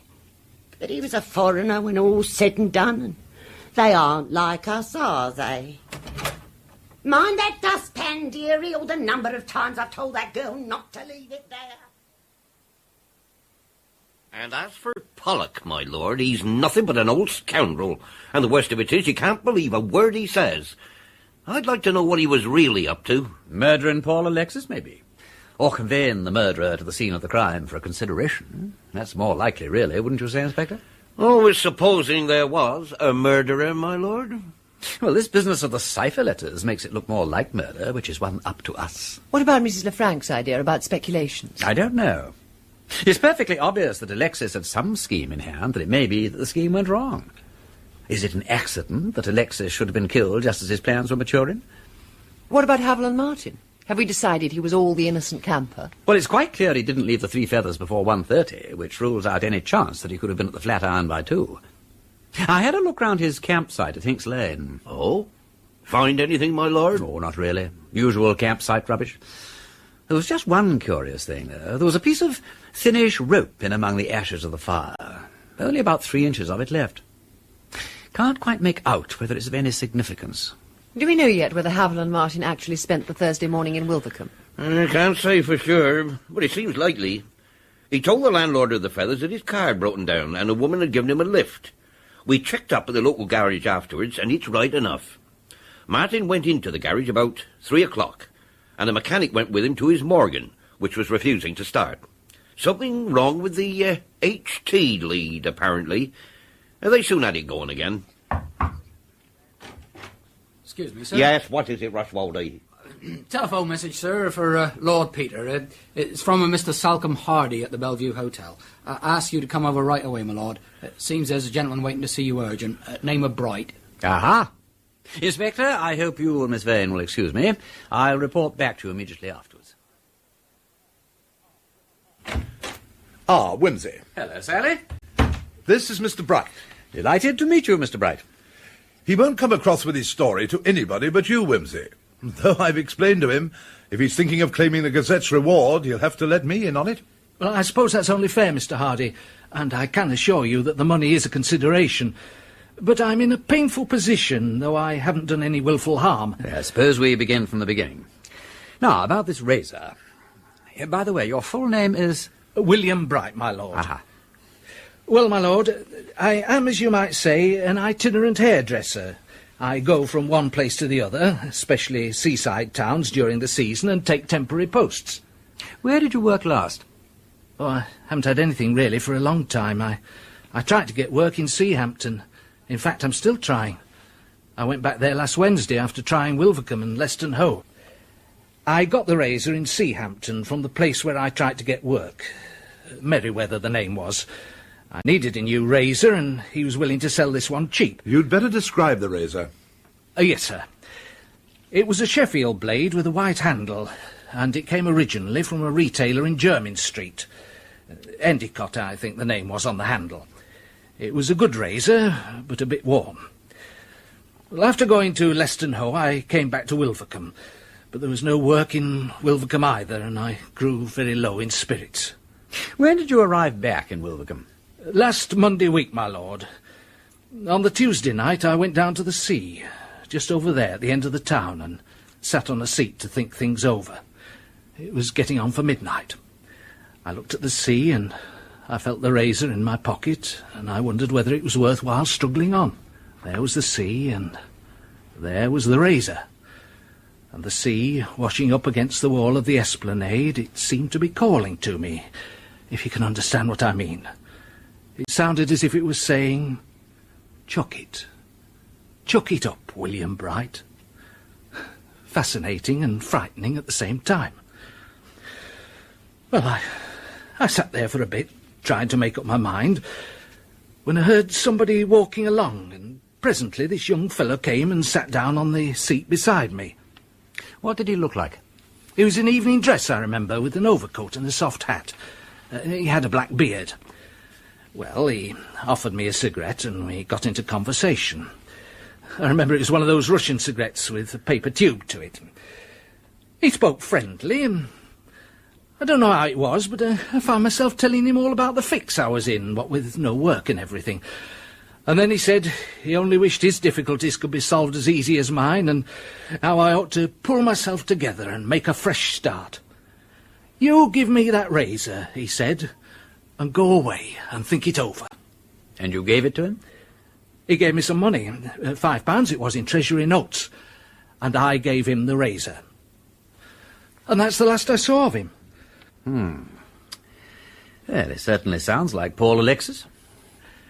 Mr. Hardy, about the reward... Well, it all sounds okay to me, but we'll have to check up on your story, you know, old man. You might have invented it. But if the cops can prove what you say about yourself, it's their business, really. Then there'll be a good, fat cheque for you that ought to keep you going for some time. It seems to me, my lord, that this man Bright's story makes sense one way and another. Despite the various loose ends, I must say it rather makes it look like suicide after all, don't it? I suppose I ought to be satisfied. The only thing that worries me, Umplety, is that if I'd wanted to invent a story to fit this case, that is exactly the story I should have invented. I wonder where Mr. Bright was at 2 o'clock on Thursday afternoon. Oh, you're determined and no mistake, my lord, if you don't mind me saying so. Have you got a copy of the tide tables for Wolvercombe? Yeah, should be somewhere here. Let me see. Yes. Here you are, my lord. Thank you. Now, I thought so. I thought so. What is it, my lord? Bright described how the tide, lapping against the esplanade, seemed to call to him in a very convincing and poetic manner. That was on Tuesday around midnight. But at midnight on Tuesday the 16th of June, the tide could not have been lapping against the esplanade. It was at the extreme bottom of the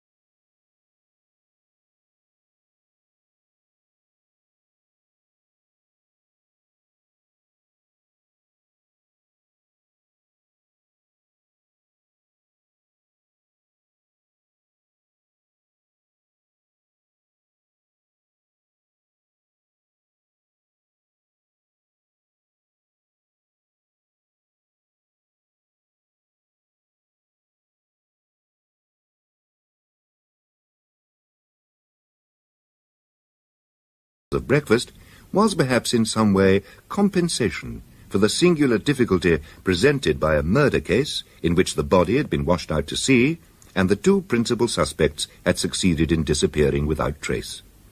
Neither Julian Perkins nor Haviland Martin, both seen by Harriet near the scene of the crime, had been found since the day that Paul Alexis died. As for Lord Peter's success in tracing the origin of the razor found near the body, this achievement was outweighed by William Bright's cast-iron alibi, an alibi that had not in any important respect been broken by the revelation that Bright's story was not the whole truth. The police still favoured the view that they were dealing with a case of suicide, but this view was about to be shaken by the discovery of a clear motive for the killing. Ah, there you are, my lord. Found you at last. All right, Inspector. It's a fair cop. I just wanted to tell you the latest, my lord. I thought you'd like to hear it. It's given us something to think about, I don't mind telling you. Has it? You look quite agitated. I expect you're out of practice. Now, look here. You remember about Paul Alexis's banking account and the £300? Sure thing. Well, we've found out what he did with it. What did he do with it? Well, go on. Don't keep me in such ghastly suspense. He went and turned it into gold. Into what? 300 gold sovereigns. 300 round, golden, Jimmy-O goblins. Well, Inspector, I always knew there were one or two oddities about this case, but I don't mind admitting that this beats me. It's my opinion Alexis meant to get away, and he took the gold because it's the only form of money that'll pass everywhere and tell no tale. True. Do you know, I think you're right, Inspector. But I say, you realise this knocks the suicide theory on the head, all right? It's beginning to look like it, my lord. We've got a much better motive for a murder than we had before. Suppose Paul Alexis had hired old Pollock to meet him somewhere offshore with his boat and take him across to a yacht or something. That's right. After all, it's possible that Alexis was wanting to leave the country. Now, suppose in paying Pollock, Alexis had happened to show him the rest of the money. Couldn't Pollock have put him ashore and cut his throat for him and made away with the gold? But why put him ashore? Wouldn't it have been easier to cut his throat aboard the boat and drop the body into the sea? No, it wouldn't. Huh? Ever reckoned how much blood there was to the job? If Pollock had cut Alexis's throat on board, it would take a devil of a lot of swabbing to get the boat properly clean again. That's quite true, my lord. No, it is my belief the man was killed in the place where he was found. Murder or no murder? The question is, did the murderer come by sea, or did he come along the beach? What story, I wonder, does the beach have to tell?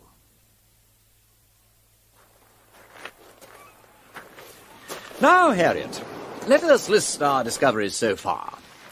1 boot, hobnailed and frightfully ancient. 1 empty sardine can. 2 broken bottles. 1 sodden goldflake packet. Approximately half a Bible. Do murderers read the Bible? And 1 dead starfish. Alas, poor fish. Not very promising, is it? Let's look further on. Over there, where it starts to get more shingly. Oh, all right. Hello. Peter, look at this. Aha, we are interested. Extremely interested. It ought to mean good luck, anyway. If you're holding it wrong way up, all the luck will drop out if you're not careful. And a black day it will be for somebody. Hand it over. It's a new shoe, and it hasn't been there very long. Perhaps a week, perhaps a little more. Belongs to a nice little cob, about 14 hands. Pretty little animal, fairly well bred. Rather given to kicking her shoes off. Pecks a little with the off-fall. Holmes, this is wonderful. How do you do it? Perfectly simple, my dear Watson. The shoe hasn't been worn thin by the ammer on the Ard-Eye Road, therefore it's reasonably new. Can't you go on and tell the sex and colour while you're about it? I'm afraid even I have my limitations, dear Watson. Nonetheless, quite a pretty little piece of deduction. Peter, were you looking for a horseshoe? No, I was expecting the horse. But the shoe is a piece of pure, gorgeous luck. And observation. I found it. You did, and I could kiss you for it. Let's make our way to Darley. I seem to recall that there were horses in the field next to where our Mr. Martin was camping. It'll be extremely interesting if one of them should be missing a shoe. Shall we go?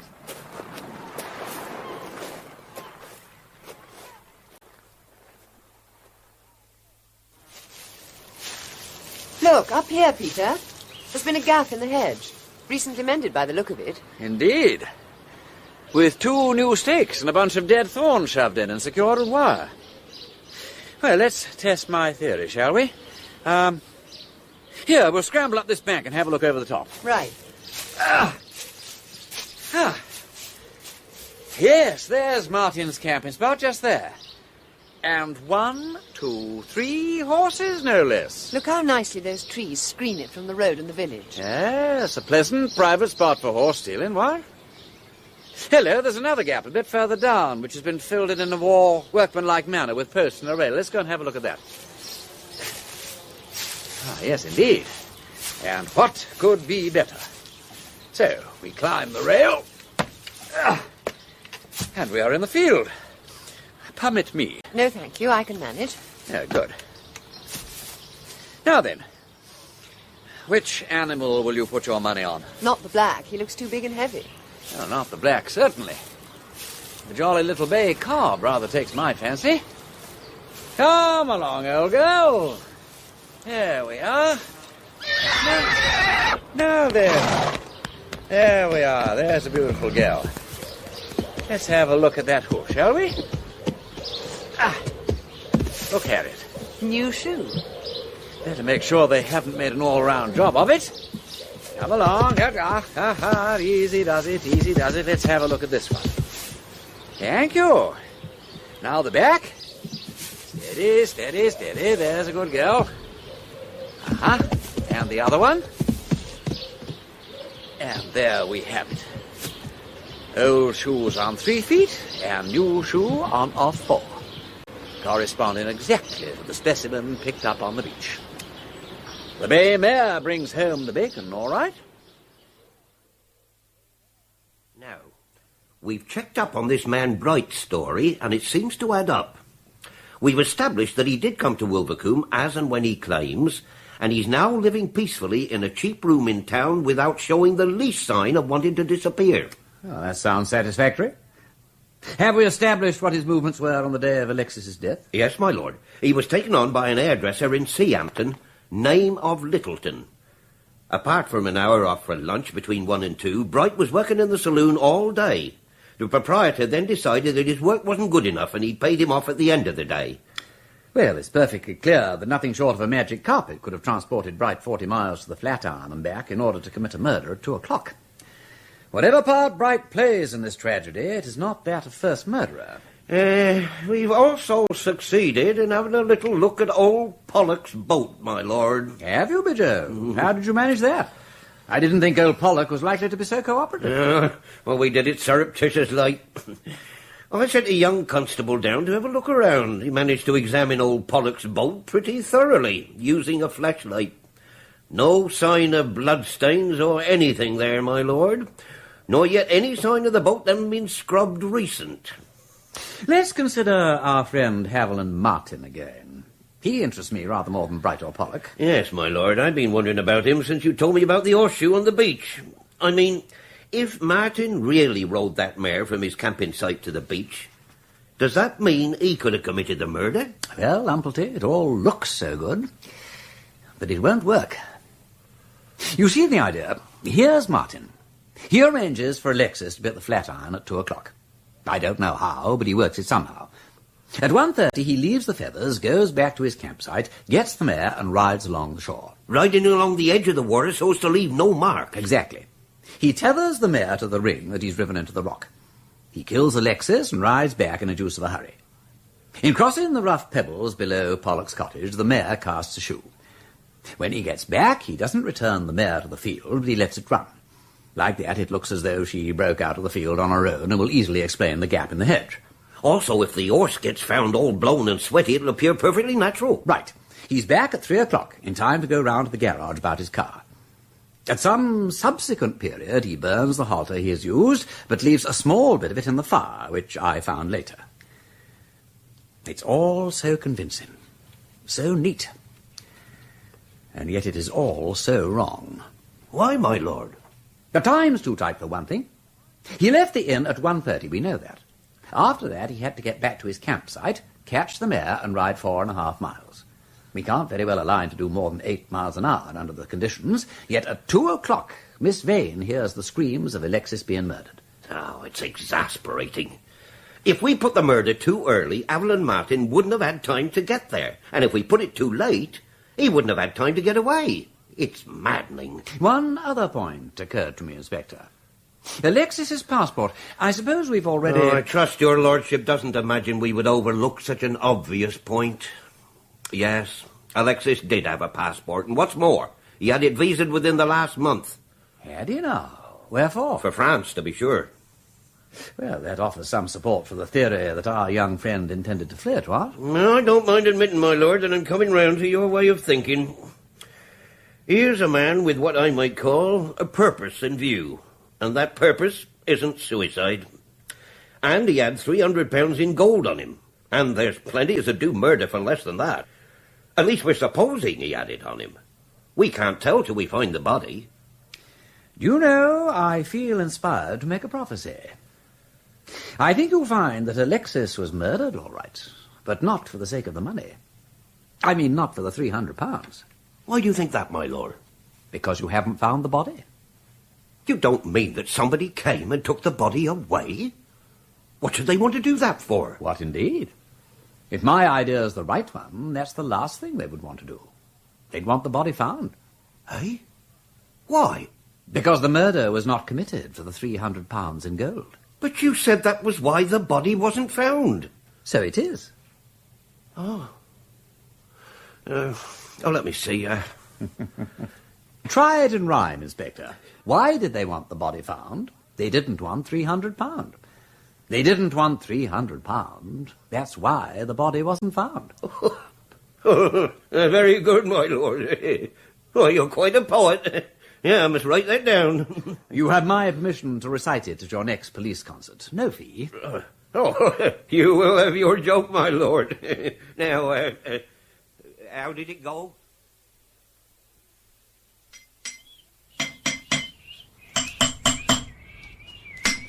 Good afternoon, Smithy. Good afternoon, sir.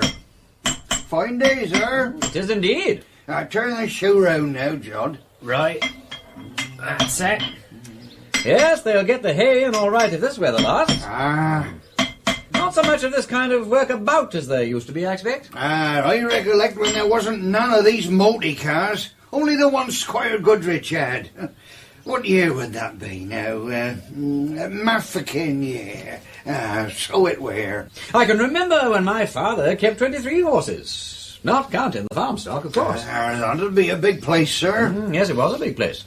It was a treat for us kids to go down to the smithy and see 'em shod. I still know a good bit of work when I see one. I picked up this cast shoe on the beach. Off 4.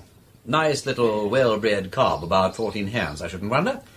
Kicks her shoes off and pecks a bit on this foot. Is that right? That's right enough. That bay cob, that belongs to Mr. Newcombe. I should know it. Your work? Certain sure. Yes, our work, to be sure. Not been lying about very long, either. No. What day were it that Mr. Newcombe found the mare loose, Jod? No. Friday it were, that's when it were, Friday morning. To be sure, so it were. If you'st asked me, Mr. Newcombe did ought to have mended that gap in the edge, then there wouldn't have been no trouble, would there? Right. Well, I dare say that's true. Well, I'm most grateful to you. Good afternoon. Good afternoon, sir. Afternoon.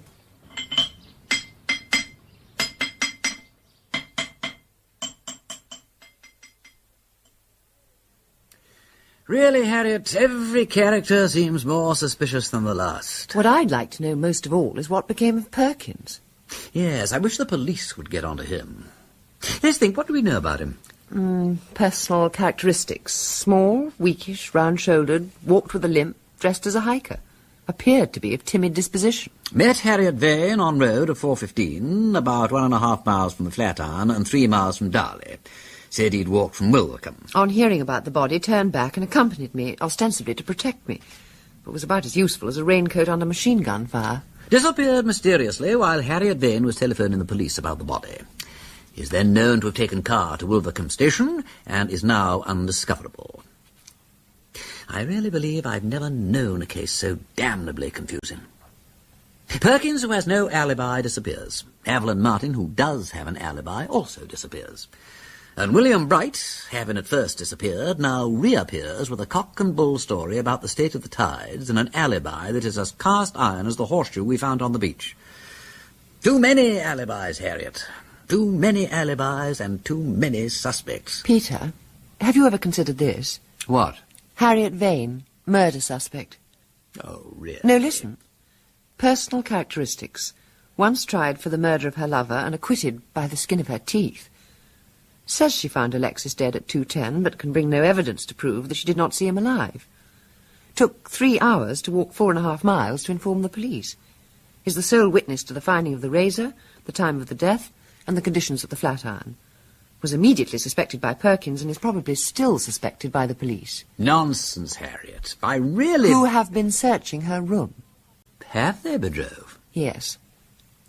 Don't look like that. They couldn't very well do anything else, could they? I have something to say to Umplety. No, you can spare me that. But it's absurd. It is not. Do you think I'm witless? Do you think I don't know why you came galloping down here at 5 minutes' notice? Of course, it's very nice of you, and I ought to be grateful, but do you think I like it? You thought I was pretty brazen, I expect, when you found me getting publicity out of the thing. So I was. There's no choice for a person like me to be anything but brazen. I can't hide my name. It's what I live by. If I did hide it, that would only be another suspicious circumstance, wouldn't it? But do you think it makes matters any more agreeable to know that it is only the patronage of Lord Peter Wimsey that prevent men like Umplety from being openly hostile? I've been afraid of this. Then why did you come? So that you might not have to send for me. Oh. Now, of course, everybody will say, look what he's doing for that woman. Isn't it marvellous of him? I suppose every man thinks he's only to go on being superior, and any woman will come tumbling into his arms. It's disgusting. Thank you. I may be everything you say. Patronising, interfering, conceited, intolerable, and all the rest of it. But do give me credit for a little intelligence. Do you think I don't know all that? Do you think it's pleasant for any man who feels about a woman as I do about you to have to fight his way along under this detestable burden of gratitude? Damn it, do you think I don't know perfectly well that I'd have a better chance if I was deaf, blind, maimed, starving, drunk, or dissolute, so that you could have the fun of being magnanimous? Why do you think I treat my own sincerest feelings like something out of a comic opera, if it isn't to save myself the bitter humiliation of seeing you try not to be utterly nauseated by them? Oh, don't talk like that. I wouldn't if you didn't force me to. And you might have the justice to remember that you can hurt me a damn sight more than I can possibly hurt you. I know I'm being horribly ungrateful. Grateful? Good God, am I never to get away from the bleat of that filthy adjective? I don't want gratitude. I don't want kindness. I don't want sentimentality. I don't even want love. I could make you give me that, of a sort. I want common honesty. Do you? But that's what I've always wanted. I don't think it's to be got. All right, I can respect that. Only you have got to play the game. Don't force an emotional situation and then blame me for it. But I don't want any situation. I want to be left in peace. But you're not a peaceful person. Perhaps not, but all this is so dreary and exhausting. Call me anything you like, but not dreary. Great Scott, have I been boring you interminably for 18 months on end? I know you once said that if anybody ever married me, it would be for the sake of hearing me piffle on. But I expect that kind of thing palls after a bit. I'm babbling, I know I'm babbling. What on earth am I to do about it? Oh, it's not fair. You always make me laugh. I can't fight. I'm so tired. You don't seem to know what being tired is. Stop. Let go. I won't be bullied, Peter. I won't be bullied. And now, if you'll excuse me, I must make myself ready for an appointment. I am crazed with jealousy. Who is the fortunate man? Henry Weldon. Henry Weldon? Yes, he's invited me out in his car for a picnic, and I accepted. Why ever did you do that? Because the man believes he has a way with the ladies. I intend to prove him wrong, and at the same time see what information I may be able to extract from him. Your dedication to this case, Harriet, is overwhelming.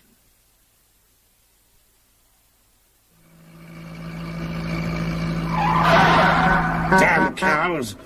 Get out of the way, go on! I say, Mr. Weldon, I'm afraid this speed makes me rather nervous. What's that? No need to be nervous. No point in these damn machines if you don't make a move. Not like a horse, no life in them. Only useful for getting from one place to another. You don't catch me motoring for pleasure. I like fresh air.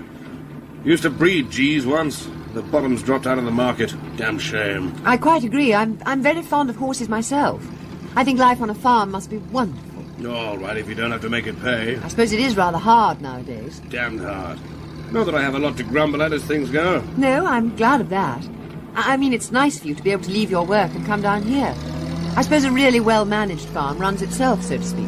Well, as a matter of fact, Miss Vane, it's a beastly nuisance coming down here. What can one do? Couldn't leave my mother all by herself in this hole. No, of course not. I think it's splendid of you to come and stand by her. And besides, well, I mean, it makes such a difference to have somebody really nice to talk to. Jolly of you to say that. I mean, it must make all the difference to your mother. Not to you, eh? Dukes and lords are good enough for you. Oh, if you mean Lord Peter, he's all right, of course, but he's a little... you know what I mean. La-di-da. What do you want to wear that silly thing in his eye for? That's just what I feel. It isn't manly, is it? Lot of affected nonsense. Take that fellow away from his valet and his car and his evening togs, and where'd he be? Thinks he can ride because he's potted round with a fashionable hunt, trampling down people's crops and leaving gates open. Oh, but I don't want to be rude to a friend of yours. I say, what's he after down here? Well, he says he's interested in this crime, or whatever it is. But you know better, eh? Listen, Miss Vane, I wish you'd do something for me, eh? Of course, I'll do anything I could. That's nice of you. Do persuade this Wimsey fellow to drop it. I don't know if I shall be able to persuade him. I'll do my best. But he doesn't like taking advice. You know what men are. I bet you know all right. I don't suppose there's much you don't know, by Jove. Don't drive with one hand like that. Suppose anything came along suddenly. That's all right. I'll look after you, don't you worry. And you look after me, eh? Alliance. Defensive and offensive. Just between you and me, eh? Oh, rather. That's fine. And when all this stupid business is over, you must come and look Mother and me up. She's taken a great fancy to you. Get her to bring you along to my place. You'd like it. What about it? That would be lovely. One gets so tired of the kind of men one meets in London and the stuffy, restricted, literary kind of surroundings. I don't suppose you ever come to London, Mr. Weldon? Not often. Though, of course, I'd come and call on you like a shot. Some inducement, eh? Where do you live? I've got a little flat in Bloomsbury. All on your own? Yes. Isn't that a bit lonesome? Well, of course, I have plenty of friends. And a woman who comes in for the day. I could give you tea if you cared to come along sometime to cheer me up. That would be sweet of you. We can go and do a show together or something.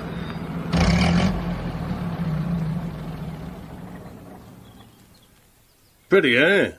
I'll bring the picnic basket. Why don't we eat down by that stream over there? Looks all right to me, eh?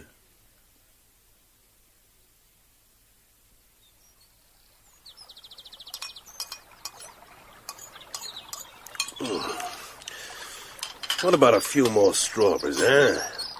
Look, there's some cream left, too. No, thank you, Mr. Weldon. I couldn't eat another thing. Good, wasn't it, eh? You're a very attractive woman. You know that, Miss Vane? You mustn't talk like that. Mustn't I? Can't help it. There's something about you, you know that? Mr. Weldon, please. No, don't do that. Damn it. You might let a fellow kiss you. No, let go, do you hear? I said let... Oh! What's the matter with you, eh? I want to leave. Now. What set you off like that? It wasn't you. I saw a snake. A snake? Where? It's gone now. I think it was a viper. I didn't see any snake. Don't know what you're so upset about. I want to go back. Oh, all right. Wait a bit till I collect the picnic things together. Funny way to behave, I must say. Well, how did it all go? Hello, what's the matter? Oh, Peter, thank heavens you're here. Here, I say, hold up. It's all right, you know. At least it is all right, isn't it? Hold on, let me close the door. Now then, my dear, what's happened? You're all of a doodah. Peter, I believe I've been kissed by a murderer. Have you? Well, it serves you right for letting anybody kiss you but me. Well, he didn't actually kiss me. He only hugged me. Now, settle down, and tell me who this low-down, bone-headed, bird-witted, dissipated murderer is, who can't even keep his mind on his murdering, but rushes about the countryside embracing and hugging females that don't belong to him. Very well. Prepare for a shock. It was Haviland Martin. Haviland Martin? Haviland Martin. You win. I am astonished. I am thunderstruck. Kindly explain yourself. I thought you were out this afternoon with Mr. Henry Weldon. I was. Am I to understand that Haviland Martin is a friend of Henry Weldon's?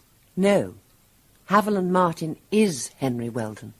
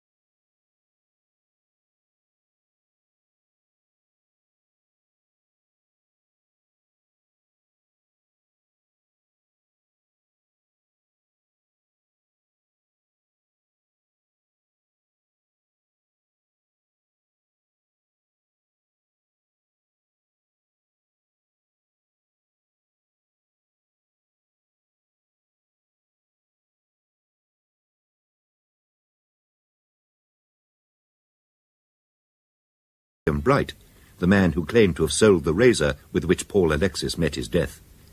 Wimsey's investigations, however, had not progressed much beyond that. Neither Julian Perkins nor Haviland Martin, both seen by Harriet Vane near the scene of the crime, had been traced by the police. Depressed by the complexity of the case and sceptical of rumours about Bolshevik plots, Lord Peter took himself to his less than comfortable rooms at the Bellevue Hotel in Wilvercombe. Here he sat morosely and pondered the wisdom of Harriet's plan to spend the afternoon with Henry Weldon. In point of fact, Harriet's outing with Weldon had produced a latent strain of sweet womanliness which would have surprised Wimsey. Dressed in a slinky garment composed of what male writers call some soft, clinging material, she had made a most startling impact on the blustering Mr. Weldon, with a result more startling than either she or Lord Peter had bargained for. Peter, I believe I've been kissed by a murderer. Have you? Well, it serves you right for letting anybody kiss you but me. He didn't actually kiss me. He only hugged me. Now sit down, and tell me who this low-down, bone-headed, bird-witted, dissipated murderer is, who can't even keep his mind on his murdering, but rushes about the countryside embracing females that don't belong to him. Very well. Prepare for a shock. It was Haviland Martin. Haviland Martin? Haviland Martin. You win. I am astonished. I am thunderstruck. Kindly explain yourself. I thought you were out this afternoon with Mr. Henry Weldon. I was. Am I to understand that Haviland Martin is a friend of Henry Weldon's? No. Haviland Martin is Henry Weldon. Good Lord. You have been wallowing in the embraces of Henry Weldon? Well, only in the interests of justice. Besides, I boxed his ears. I was sort of wriggling, because I didn't want him to actually kiss me. And I looked down and saw his arm. It was round my waist, you understand. Yes, I grasped that. And I saw a snake tattooed all the way up his arm, just as it was on Martin's. And then I suddenly remembered how his face had seemed kind of familiar when I first saw Weldon. And then I realised who he was. Weldon really is Martin. I'm sure of it, Peter. The hair's different, of course, but I think he must have dyed it. Well, if Weldon is Martin, there's undoubtedly some funny business somewhere.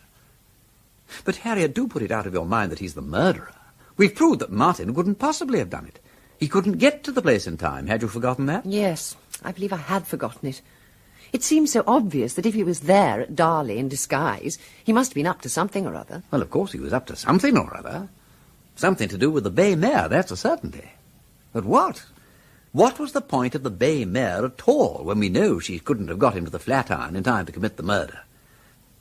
Oh, it beats me, Harriet. It beats me. So it does me. Well, there's only one thing to do. What's that? Ask him. Ask him? Yes, we'll ask him. Don't worry, we'll turn friend Henry inside out before we've done with him.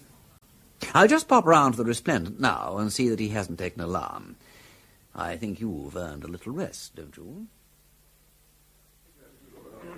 Hello, Wimsey. Care for a drink? No, thank you, Weldon. You gave Miss Vane quite a turn this afternoon. Oh, did I? Well, I don't see why you need to come butting in. I wasn't referring to your manners, though I admit they are a bit startling. Why didn't you mention that you and she had met before? Met before? For the very simple reason that we never met before. Oh, come, Weldon. How about last Thursday afternoon at the top of Hinks Lane? If you want to go about the country incognito, you ought to get rid of that pattern on your arm. Re-tattooing in flesh colour is the simplest method, I believe. Ah, so that's what the little hussy meant when she said she'd seen a snake. Smart girl, that Wimsey. Fancy her spotting that. Manners, please. You will kindly refer to Miss Vane in a proper way and spare me the boring nuisance of pushing your teeth out of the back of your neck. Oh, all right. Just as you like. But I'd like to see you try. You wouldn't see it. It would happen, that's all. But I've no time to waste in comparative physiology. I want to know what you were doing in Darley in disguise on the day of Alexis's death. I see. You want to fix something on me. Well, just as it so happens, you can't. It's a fact that I came down here in another name. Why shouldn't I? I didn't want my mother to know I was here. Why?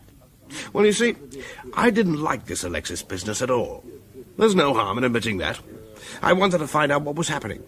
If this marriage was really going through, I wanted to stop it. I didn't want to frighten Alexis off and have a row with my mother and get cut off without a shilling. My idea was to snoop around and get hold of the young blighter and buy him off privately. You would have needed some cash to do that. I don't know about that. I'd heard some stories about a girl down here that Alexis was involved with, and of course if my mother was to know about that, I would... Ah, yes. A qualified form of blackmail. I'm beginning to see the idea. But why Darley? Because I didn't want to run into the old lady in Wilvercombe. A pair of specs and a bottle of hair dye might be all right for the yokels, but to the sharp eye of mother love, you understand, they might not be as impenetrable as a brick wall. Quite so. Was it really necessary to hire a car with all that parade of secrecy? It was, because my mother would have recognized my own bus. It's rather an unusual colour. You seem to have thought it all out very well. Did you give your own name at the garage? I could have, but I didn't. To be perfectly frank, well, I don't mind saying that I had another name and address ready to slip into. Sometimes I slip off to Cambridge on the quiet sea to visit a lady there. You get me? Husband in the background somewhere, won't divorce her. It suits me all right like that. Only there again, if my mother got to hear about it, the inheritance, if you take my meaning. Well, we're right as rain in Cambridge. Mr. and Mrs. Haviland Martin, all perfectly respectable and all that. And it's easy enough to slip over when one wants a spot of domestic bliss and so on. You get me? I get you. Well, look here. I came along to Darley on Tuesday evening and got permission to camp in Hinks Lane. I loafed around on Wednesday morning. Then in the afternoon I went round to Alexis's digs and tried to pump his landlady. But she wasn't having any. However, I got talking with a fellow in a pub later. Some dago, I don't know his name, and he'd said something which made me think I could find out what I wanted at the Winter Garden. Well, after that, I drove back to my tent. I was pretty worried about the car by then. The engine kept missing all the way. Thursday's the day I want to know about. Yes. All the details, as they say in the tech stories, eh? Well, on Thursday morning, I went down to the village and flagged a passing car. The Morgan being unreliable and so on. It was, let me see, just after 10 o'clock. Yes, that's right. Whereabouts was this? Where the main road enters Darley, the Wilvercombe side. It was a woman who stopped. Very decent sort. Drove a big red open Bentley. You don't know her name, I suppose? Never thought to ask. But I do remember the number of the car. It was a comic one. OI 0101. Oi, oi, oi. Yes, that's a good one. Oi, oi, oi. So, you went to Wilvercombe? Yes. And what did you do there? Well, the good lady put me down in the market square and asked me if I wanted to be taken back. So I said that was very kind of her, and when would she be leaving? She said she had to go just before 1 o'clock, so I said that would do me all right. Then I had a wander around and went down to the Winter Garden. The chap I talked to said that this girl of Alexis's had something to do with the Winter Garden, sung there or something. She doesn't, as a matter of fact. Her present young man plays in the orchestra there. Yes, I know that now. He got it all wrong. Anyway, I had the bad luck to run slap bang into my mother. She sat through the whole concert by herself. I kept out of sight and she didn't see me. I thought she might be meeting Alexis there. I can remember what they played, too. A thing called the Eroicus Symphony, such stuff. Tut, tut, how wearisome. I went back to the market square after the concert, and there was the woman with the red Bentley, and we went home. Oh, wait a minute. I bought some collars at a shop near the War Memorial before we left.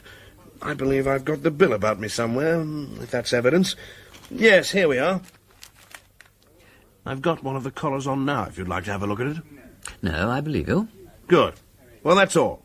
Except that the good lady dropped me off at the Feathers, where I had lunch. What time was that? Just on 1 o'clock. I remember hearing the church clock striking.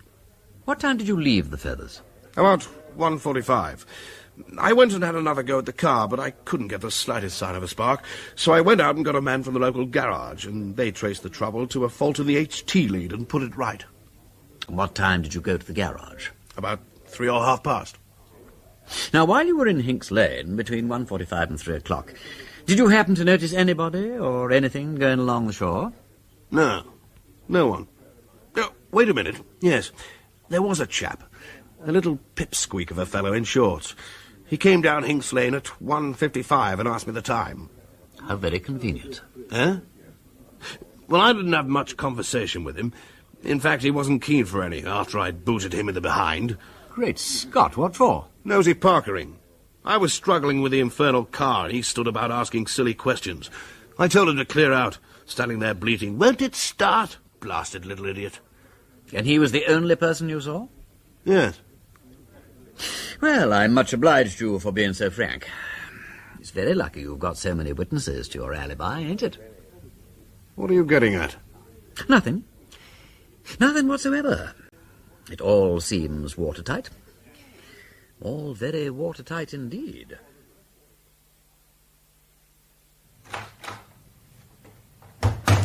Well, Inspector, what news? We traced the driver of the car. Mrs. Morecambe lives in London, comes down here every summer and stays with Mr. Trevor. The vicar. Good friend of his, apparently.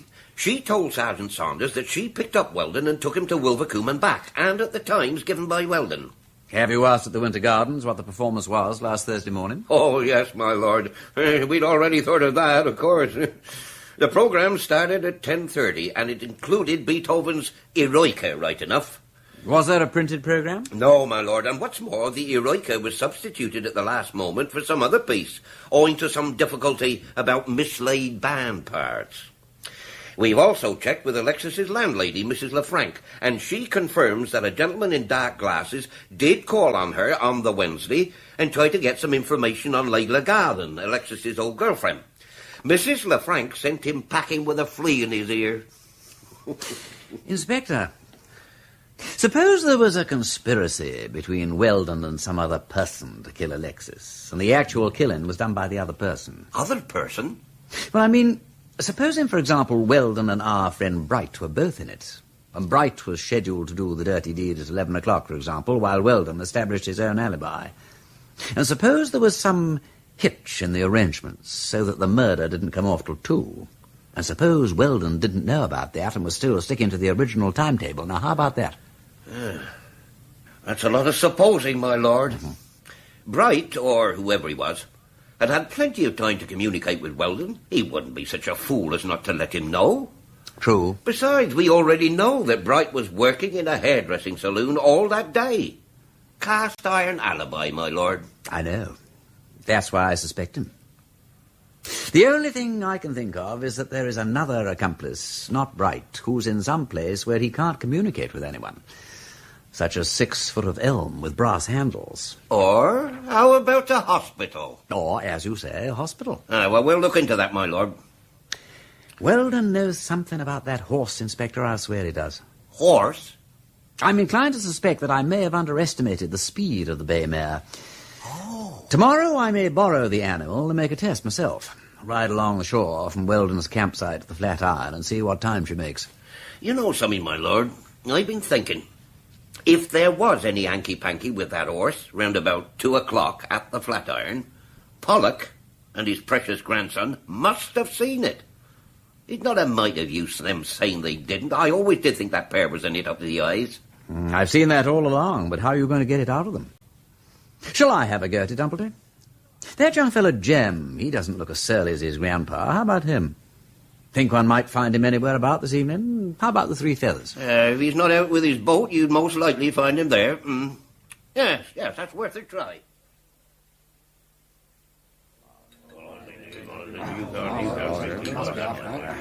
All right, time, gentlemen, please. Let's have your glasses now. It's time to go home.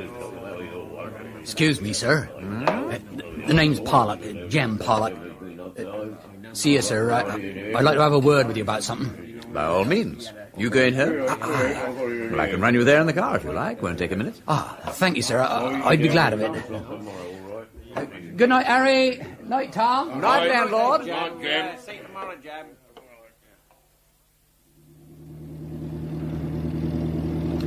Now then, Jem, what do you want to tell me? Well, sir, it's about that business at the Flatiron, sir. I told Grandad he'd better tell the police how it were, but he's that obstinate. That's why I thought I'd like to speak to you, sir. You see, Grandad, well, he left a bad impression. The way he wouldn't let on what he was doing off the grinders. What was it you were doing at the grinders? Taking lobsters, sir. Taking lobsters? What's the harm in that? Well, none, sir. Only you see, they weren't ours. They was Tom Gurney's pots. You see, Tom Gurney, who lives in Darley, he upset Grandad something bad.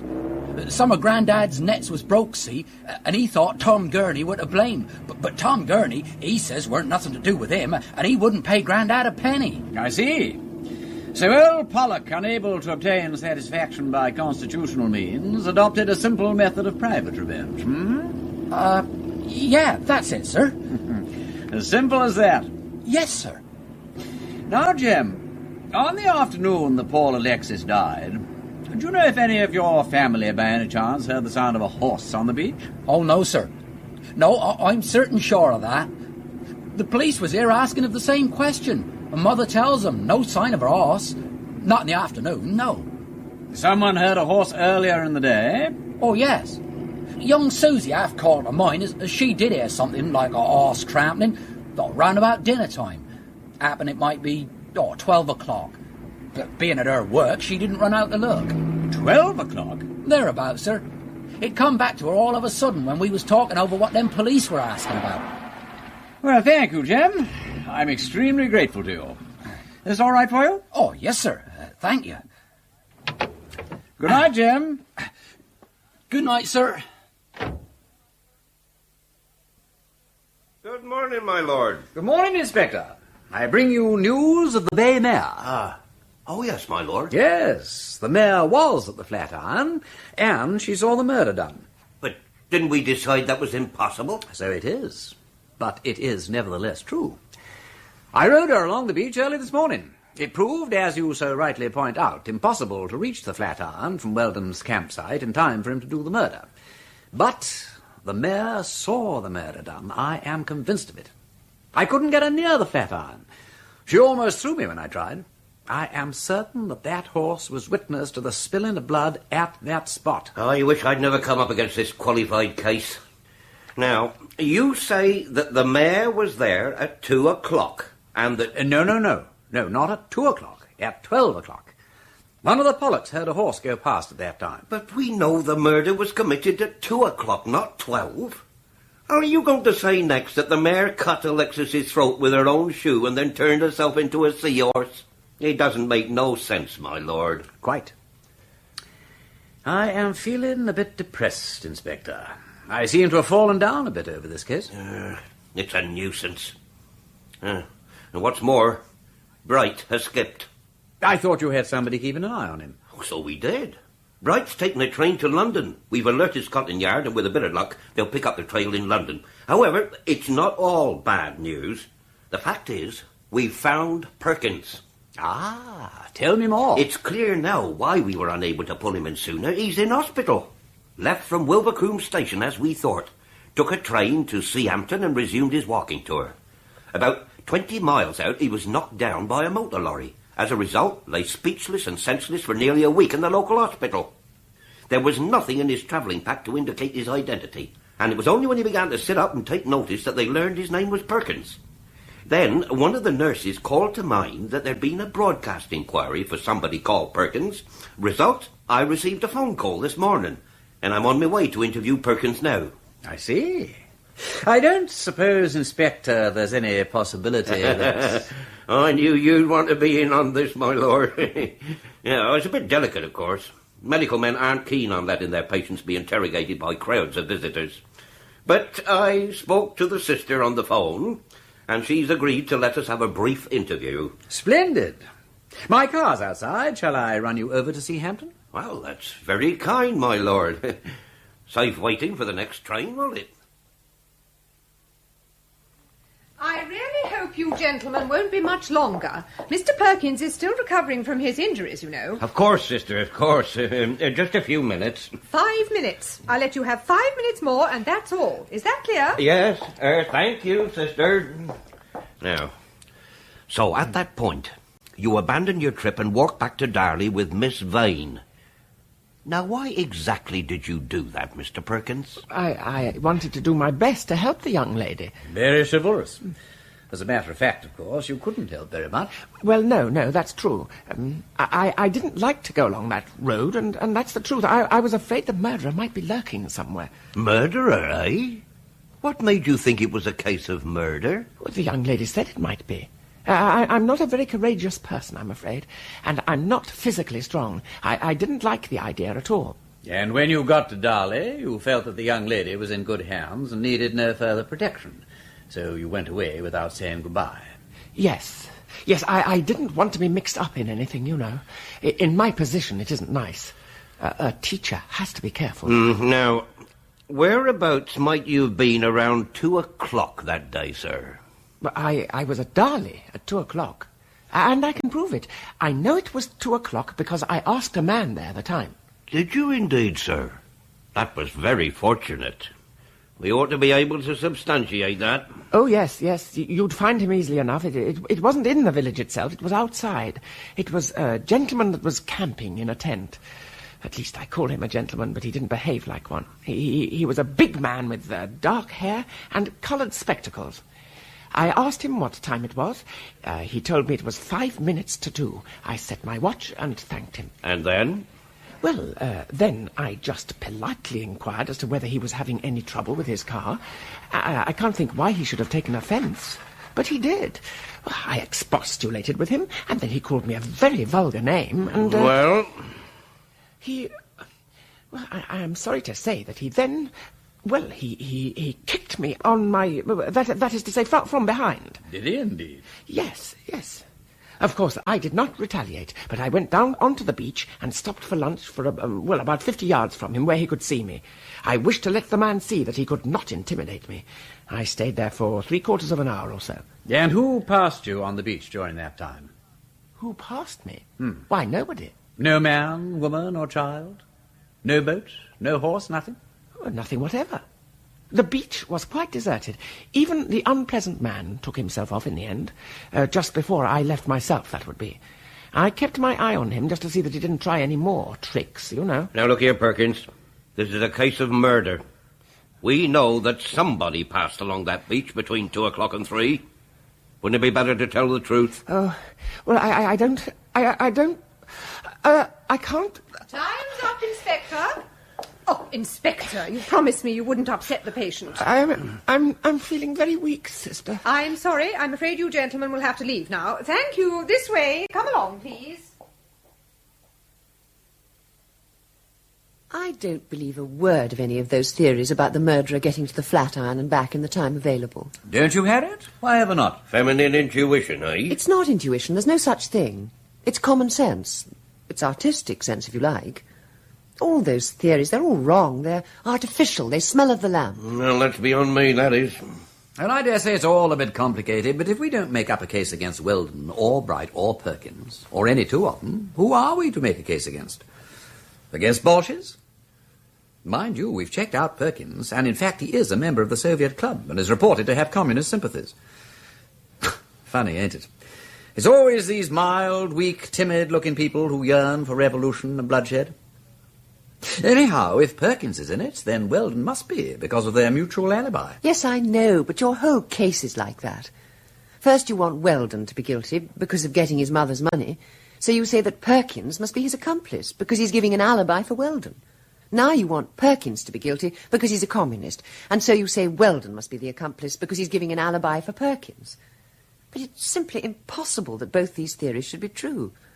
And as for Bright, you've nothing to connect him with either of them. The question is whether Perkins is supplying the alibi for Weldon, or Weldon is providing the alibi for Perkins. You will insist on it being Perkins. You really think Perkins rode a horse barebacked along the beach and cut a man's throat to the bone with a razor? Why not? What, does he look like it? I can't see Perkins in the role of a desperado. Why, Inspector, your original case against me was a better one. Yes, miss. It had a lot to be said for it, that had. Of course. Why did you give it up, by the way? Well, it seemed a bit too obvious. And besides, we couldn't trace any connection between you and the deceased. It was wise of you to make inquiries, because, of course, you only had my word for everything, hadn't you? And those photographs were evidence that I was pretty cold-blooded. And my previous history was rather, shall we say, full of incident. Just so, miss. Look, what I want to know is this. How did the murderers, whoever they were, get Alexis out to the Flatiron? Or, if it was Bolsheviks that got him there, how did Weldon and co. know he was going to be there? It must be the same party that made the appointment and did the throat-cutting. Which brings us to the point. that either Weldon's party wrote the letter or the foreign party did the murder. True, O King?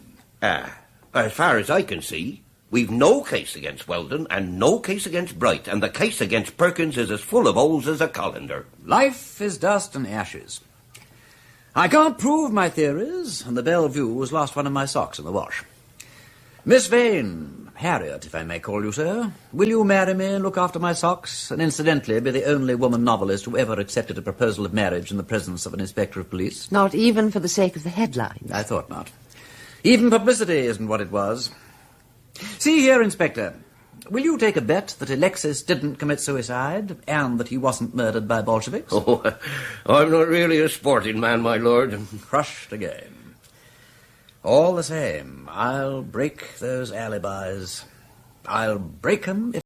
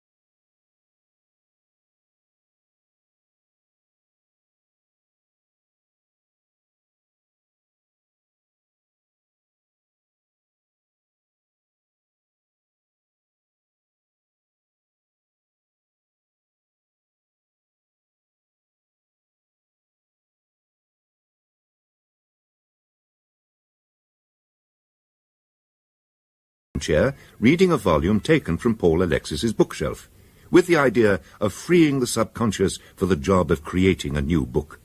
In this way, she imbibed a remarkable amount of miscellaneous information about the Russian imperial court. All this, of course, was a pure escape from the problem of explaining who killed Paul Alexis and why. Indeed, at this stage, Harriet merely seemed content to pour scorn on the elaborate theories put forward by Lord Peter and Inspector Umplety. All efforts to break the alibi given by Henry Weldon, the chief suspect, had so far proved unsuccessful, and the police had even lost track of William Bright, who was a vital link in the chain of events leading to Alexis's death. One thing alone seemed clear, that there was some connection between the murder and the coded letters that Alexis had been receiving from abroad shortly before he died. Just as Lord Peter began to despair of ever finding a solution to the mystery, there came a development which had been long awaited. Ah, Inspector! I came over right away when I heard the news. Where was the body found? It was wedged in a deep crevice at the far end of the grinders. We had to bring it up by dredging tackle and diving. Tricky job. Not out any by a cash belt containing £300 in gold. Aha! What did I tell you? Anything in the pockets? Yes, my lord. Here's what we found. One British passport recently visaed for France. Then there was this leather note case in the breast pocket. It seems to have protected the contents from the sea pretty well. A few currency notes, some stamps, the return half of a ticket from Wolvercombe to Darley-Holt, dated Thursday, 18th of June. And this. Careful, my lord. It's still not dried out fully. Looks like a letter in cipher. And well preserved enough to be legible. Doesn't make any sense to me, my lord, but if you think you can make sense of it... Miss Vane and I shall immediately put our great brains to the business of deciphering it. Should you need me, Inspector, you will find me at Miss Vane's lodgings. Toodaloo. Now, here's a problem to start with. What is in the letter, and why wasn't it burnt with the rest? Yes, that is rather odd. Very. This letter came on the Tuesday morning. On the Wednesday, bills were settled up, and on the Wednesday night, papers were burnt. On Thursday morning, Alexis set out to catch his train to Darley Halt. Is it too much to suppose that the instructions to do this were in the letter? It looks likely. Well, we've got some idea of what must have been in the letter, and that'll be a great help with the decoding. We've also got an idea that the villain may have been a bit of an amateur, and that's borne out by the letter itself. How? Well, there are 2 lines here at the top of 6 letters apiece. Now, nobody but an amateur would present us with 6 isolated letters, let alone 2 sets of 6. He'd run the whole show together. Well, I suggest that these words represent an address, or more probably an address and a date. They're in the right place for it. I don't mean a whole address, of course, just the name of a town, say Berlin or London, and the date below it. That's possible. Well, we can but try. Now, we don't know much about the town, except the letters are said to have come from Czechoslovakia. But we might get the date. How would that be written? Well, let's see. The letters R, B, E, X, M, G may just represent the figures of the day, month, and year. If they don't stand for numbers, then I suggest they may stand for June something teen in longhand. Now, let's see what date the letters may represent. Let's try this group first. Let's say that R represents... Well, let's think. Right, now we've got the date. The rest should be somewhat easier. Could that be M? Well, let's try it. Don't joggle. No, I must joggle. By Jove, you're right, Harriet. You're right. We're getting the key word, and with that we can crack the whole thing. Now then, let's have a look. M for mother. And O, N. Yeah, we know N. We do, yes. A. R, yeah. R. A, R, C, and an H. No, wait a jiffy, there's another letter here. Y. Monarchy! Monarchy, of course, 3 loud cheers. Oh, Peter, how marvellous. Let's do a dance or something. Nonsense, let's get on with the job. None of your frivoling now, down to the text. All right. T. Mm-hmm. O. Indeed. H. Yes. I. To His Serene. Can that be right? Well, it's English. Look, hurry up, let's get those letters in there. To His Serene. Highness! Ah! Peter, what is all this about? My God, can it be? Have we been wrong and the preposterous Mrs. Weldon been right? Shall I be reduced at my time of life to hunting down a Bolshevik gang? Read on, Harriet, read on. Well, we've cracked it, but what on earth it means? Alexis always did say he was of noble birth, didn't he? He did, and apparently found someone to believe him. Read it, Harriet, read it through. To His Serene Highness, Grand Duke Pavel Alexeyevich, heir to the throne of the Romanovs.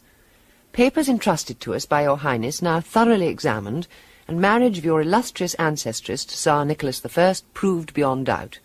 All is in readiness. Your people, groaning under oppression of brutal Soviets, eagerly welcome return of imperial rule to Holy Russia. Treaty with Poland happily concluded. Money and arms at your disposal. Your presence alone needed. Spies at work, use caution. Burn all papers, all clues to identity. On Thursday, 18th of June, take train reaching Darley Halt 10:15, walk by Coast Road to Flatiron Rock. There await rider from the sea who brings instructions for your journey to Warsaw. The word is Empire. Bring this paper with you. Silent, secrecy imperative, Boris. Well, one thing seems certain. Every theory I've so far formed about this case has been utterly and madly wide of the mark. Pavel Alexeyevich, heir to the throne of the Romanovs. It's all very confusing. We've now got 2 unknown people to look for instead of 1. The rider from the sea who stole the mare and was at the Flatiron about midday, and the murderer who was there at 2 o'clock. Yes. That seems to hang together reasonably well. But it means we have to look for a quite new murderer who had the opportunity of knowing about the appointment between Boris and Alexis. And it needn't be a Bolshevik. It might be somebody with a private motive for doing away with Alexis. How about the De Soto gentleman who took up with Layla Garland after she dropped poor Alexis? Layla may have told De Soto some nasty story about Alexis. True. Only we happen to know that De Soto was playing at the Winter Gardens all that time. But now I want to look at the thing from a quite different point of view. What about this coded letter? Is it genuine? If it really comes from a foreign gentleman of the name of Boris, why is it written in English? Then again, all that opening stuff about brutal Soviets and Holy Russia is so vague and sketchy. It doesn't ring true, Harriet. It doesn't look like business. It looks like somebody with a very sketchy idea of the way revolutions really work, trying to flatter that poor boob's monomania about his birth. In fact, you think the letter looks like a trap? Yes, but it's difficult to be sure. And even then, who sent it and why? Well, I shall hand the decoded letter over to Umplety. That'll give him something to think about. I like to see other people doing a spot of work from time to time. I say, Harriet. Yes? What would you say was the most convenient part of Henry Weldon's alibi? I don't know. Well, I suppose it was rather convenient that his car should break down. Precisely. My very thoughts. If the inspector should telephone, kindly tell him I've gone over to talk to Paul Whistle at the garage and that I shall be at the station directly. Cheerio. Why, yes, my lord. It was a fairly straightforward job. The fault was in the HT leads, all right. We tried the mag, and she was working top hole, and there wasn't nothing wrong with the plug, so after we fiddled about a bit more, young Tom says, "Here, I'll get him over for you. Tom? Come over here for a moment." Afternoon, my lord. Afternoon, Tom. That Morgan that we was fixing up a couple of weeks back, fault were in the HT leads, weren't it? That's right. I says to this Mr. Martin, how about the HT leads? And Mr. Martin, he says, that's an idea. And before I could say knife, he whips the leads out with a clip and gets them off. So you replaced them? Well, sir, I were going to take a look at them. Never mind looking at the blasted things, he says. You can't do no bloody good by looking at them, he says. Shove in a new pair and look smart. So you did? Yes, my lord. Did you actually examine the leads afterwards? Oh, now you ask me, I don't rightly know what happened to them leads. But I know. When Mr. Martin went to start up the engine, he pushed them leads into his pocket, careless-like. And when he pulled out his handkerchief to wipe the oil off his fingers, them leads fall out on the grass. And I picks them up, being a tidy-minded man, and drops them in my tool bag, thinking as how they might come in useful. I'd like to have a look at them. Nothing hazier. Let's have a look now. And here they do be, which just shows what it is to be a tidy-minded man. Thank you. Yes, they seem to be fused together just where they pass under the clip. Nothing wrong with the insulation there, apparently. Hello. Here's your trouble. Looks like the business end of a sewing needle. Give us a sharp knife and we'll soon see.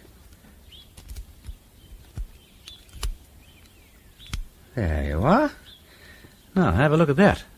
Well, there now. To think of that. The needles obviously have been passed through the lead and then broken off short so as to leave no visible trace of its presence. Yeah. When the two leads are in place side by side, the needle passes through both, bridges the circuit and shorts the spark. Oh, this beats me, this does. I've seen it done before. It's a very handy way of holding up a motorcyclist at the beginning of a race, for example. Look here, you two. Don't say a word about this to anyone. Well, we did surely ought to find out who it was that was monkeying about with a gentleman's car. No, I'll take the thing up myself if necessary. Very well, sir. And, thank you so much for your help. Oh, thank you, my lord. I have to admit it, my lord.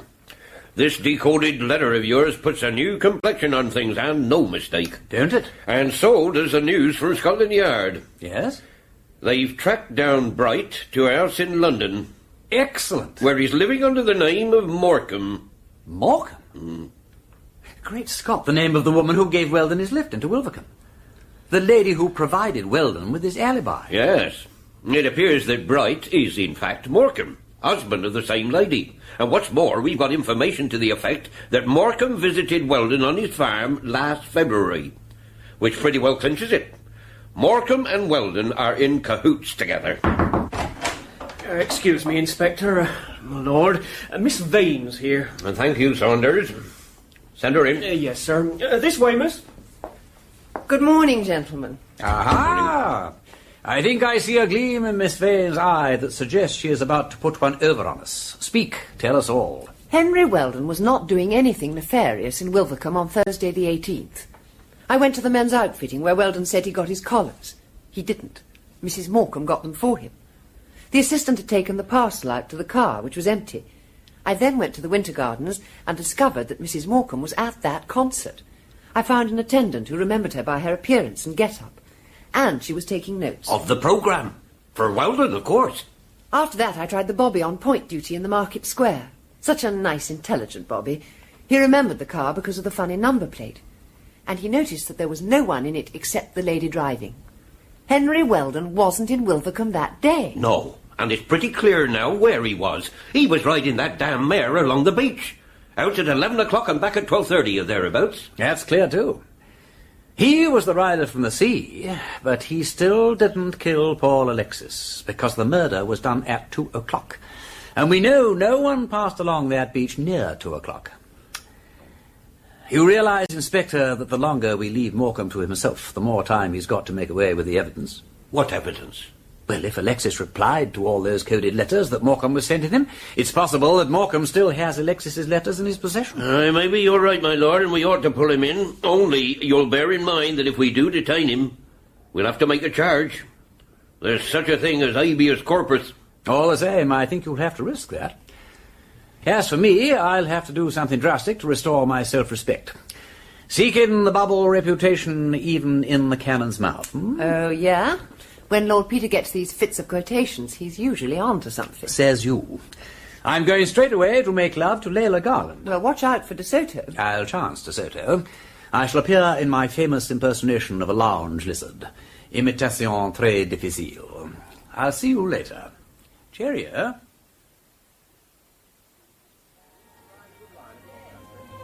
Well, of course, Mr. Alexis was a dear boy and always a perfect gentleman, but hardly a manly man. I do think, don't you, Lord Peter, that it is much finer to be a noble-born person who really does things than a noble-born person who only talks nobility. But was Alexis nobly born, Miss Garland? Well, Lord Peter, he said he was, but how's a girl to know? Here you are, I said, not earning half as much money as some people I could name. And what good does it do you? Even if you're the Tsar of Russia, I said. Did he say he was the Tsar of Russia? Oh, no. He only said that if his great-great-grandmother had married somebody or other, he might have been somebody important. Who did he think his great-great-grandmother was, then? I'm sure I don't know. Oh, he did go on. He wrote it all down for me one day, but I said to him, "You make my head ache," I said. And besides, from what you say, none of your people were any better than they should have been. He seems to have given more thought to the thing than it was worth. Wrote it all down, did he? Yes, he did. And then one day he came bothering me about it again. Wanted it back. "If you want things kept," I said, "why don't you give them to that old woman who's so stuck on you?" And he said he particularly didn't want the paper kept. He wanted it burnt. He told me he didn't want me to talk to anybody about his great-great-grandmother and all that stuff. Silly, I call it. And did you burn the paper? Well, I'm sure I don't know. You're nearly as bad as he was going on about that piece of paper. What does the stupid paper matter, anyhow? Well, I'm inquisitive about papers. Still, if you've burnt it, you burnt it. It's a pity. If you could have found that paper, it might be worth... Yes? It might be worth having a look at. Perhaps if you had a hunt among your odds and ends, you know... I can't see what you want that old bit of paper for. Nor do I, until I see it. But we might have a shot at looking for it, eh, what? There it is, Harriet. The precious piece of paper. Alexis's family tree, so called. Obtained at great cost to my patience and dignity, I may add. Good Lord. But it's simply silly, Peter. Even if Alexis's great-great-grandmother had been married to Nicholas I 50 times over, he wouldn't have been heir to the throne. Why, there are heaps and heaps of people nearer than he was. This little family tree of his is just a nonsense, that's all. Well, of course, but you can always persuade people into believing what they want to, you know. Anyhow, it's perfectly clear now how the trap was baited. If only we could get hold of the letter that Alexis sent to Boris. Well, Umpelt is taking care of Boris. That is to say, Morecambe. There's a warrant out for his arrest. But I fear he'll have destroyed those letters by now, as sure as eggs is eggs. You'll allow it's a bit awkward, my lord, fetching people up and charging them with being accomplices to murder, which we can't even prove is a murder. We got to come up with something quick. I freely admit, Inspector, that it's the queerest case I ever struck. We've got evidence of an elaborate conspiracy to do something or other, and we've got a corpse which looks like the victim of a conspiracy to murder.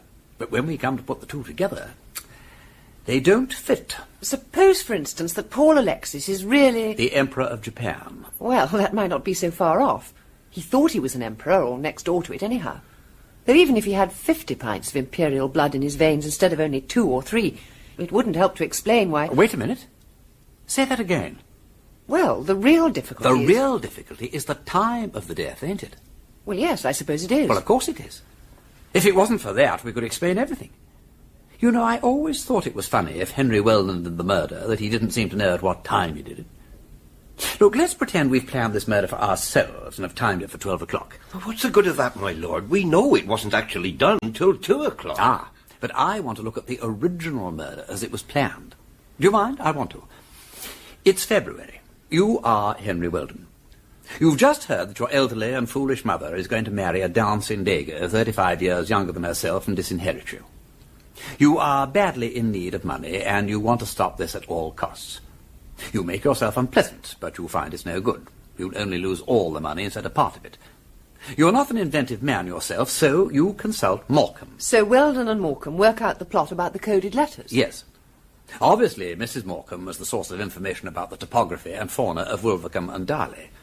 Weldon was chosen to do the throat-cutting and horse-riding part of it, which needed brawn only, while Morecambe buzzed about dispatching letters via someone in Czechoslovakia and working Alexis up to the top notch of excitement. Then, when everything is about ready, Morecambe goes off to take up his role of travelling hairdresser and calls himself William Bright, so as to avoid any danger of the purchase of the razor being traced back to him. I see. Well, go on. Now for Weldon. He had his character of Haviland Martin all ready to slip into. He hired a Morgan and went to camp at Darley near the field of the bay mare. On Thursday, Alexis goes off to the Flatiron in search of an imperial crown. Meanwhile, Henry Weldon has run a needle through the H.T. leads of the Morgan so as to provide a very good reason for asking for a lift into Wolvercombe. But he didn't go into Wolvercombe. No. Mrs. Morecambe puts Weldon down out of sight of the village and the passing throng at some point where he can cut across the fields to the shore again. He goes into the field where the mare is, carrying a bridle rope, which he later burns, or tries to burn. He also makes a gap in the hedge to explain why the mare should later be found running loose. Then he rides along the beach and cuts Alexis's throat for him. Correct. Alexis is sitting on the rock dreaming of the imperial purple, and then there comes the rider from the sea. He may or may not recognize Weldon, but by that time it's too late. Weldon has tied the mare to the ringbolt put there the day before. The mare goes frantic at the sight and smell of the blood. Which is why she wouldn't approach the Flatiron when you tried later. You can't put horses in the witness box. I don't want to waste any more time on this. I only wish I'd never touched the bleeding case. But you are so hasty, Inspector. I admit the plan went wrong. But I never said they didn't carry it out. Well, my lord, whatever they did, they didn't murder Alexis at 2 o'clock because they weren't there to do it. And they didn't murder him at 12 o'clock because he didn't die till 2. Now, those are facts, aren't they? No. No? No. You mean one or other of them was there at 2 o'clock? No. You mean they did murder Alexis at 12 o'clock? Yes. Well, by cutting his throat? Yes. Right through? Right through. Then how is it he didn't die till 2 o'clock? We have no evidence at all as to the time Alexis did die. Well, I'll be... Something you said about blood, Harriet. Look, let's recall a few things we know about the supposed heir to the throne of the Romanovs. He is known to have been very ill as a child through being knocked down in the playground. At the age of 21, he wore a beard and had never used a razor. He was extraordinarily timid about using sharp weapons or visiting the dentist. On Thursday the 18th, when scrambling over rocks, he wore gloves. Periodic pains in his joints caused him suffering. He used antiprin to relieve this condition. And finally, one may inherit other things besides imperial crowns. Of course. I thought your style was a little laboured in places, but as an impromptu effort, it's creditable. What is all this? Oh, don't tease him, Peter. You will have your fun, my lord. Haemophilia. Haemophilia? What in the name of blazes is that when it's at home? It's a condition of the blood due to lack of, something or other. And so far as is known, it is incurable. Oh, what is it? And why do you think Alexis had it? And what does it matter if he did? It's a condition in which the blood doesn't clot properly. If you get even a tiny scratch, you may bleed to death from it.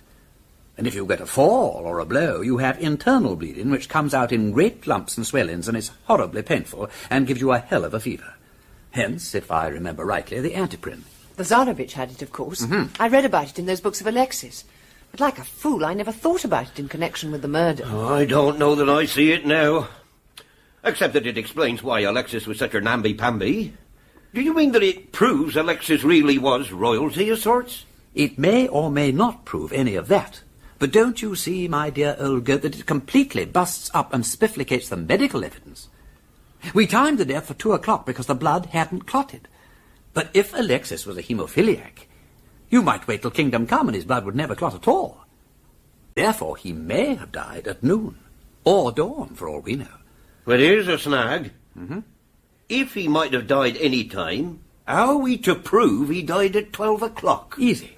First of all, we know it must have been then, because that's the time for which these people have an alibi. As Sherlock Holmes says somewhere, only a man with a criminal enterprise desires to establish an alibi. I must say this case is really unique in one thing. It's the only one I have ever known in which a murderer didn't know the time at which he was supposed to have done the murder. It's funny the way all this worked out for Weldon and Co. They had such good luck in one way and such bad luck in another. I mean, first of all, they had an alibi and a disguise. And then all my unnecessary cleverness and observation gave them a far better alibi for a totally different time, which was good luck. Then, when to their horror their original alibi turned out to be useless and dangerous, along comes poor little Perkins the hiker, who of course was as innocent as any sucking pig, and gives them a cast-iron alibi for the wrong time. It's so complicated, I don't really know whether my being here helped or hindered. It's so complicated that I'm not certain we'll get any jury to believe it. See here, my lord, if we do prosecute, do you really think we've a hope in Hades? I'll tell you this, Inspector. Last night, Mrs. Weldon consented to dance with Monsieur Antoine, and Henry didn't like it at all. If you let Henry Weldon and Morecambe loose again, what premium would you take on those 2 lives? Antoine's and Mrs. Weldon's? I dare say you're right. Well, there's nothing else for it. I shall have to go to the chief constable and win him over to our way of seeing things. And that's not going to be easy, my lord. Well, isn't that a damned awful, bitter, bloody farce, The old fool who wanted a lover and the young fool who wanted an empire. 1 throat cut and 3 people hanged. And £130,000 going begging for the next man who likes to sell his body and soul for it. God, what a jape. King Death has ass's ears with a vengeance. Let's clear out of this, Harriet. Get your things packed and leave your address for the police and come up to town. I'm fed up to the back teeth. Yes, let's go. I'm terrified of meeting Mrs. Weldon, and I don't want to see Antoine. It's all frightening and disgusting. We'll go home. Righty-ho. We'll go home. We'll dine in Piccadilly. Damn it, I always did hate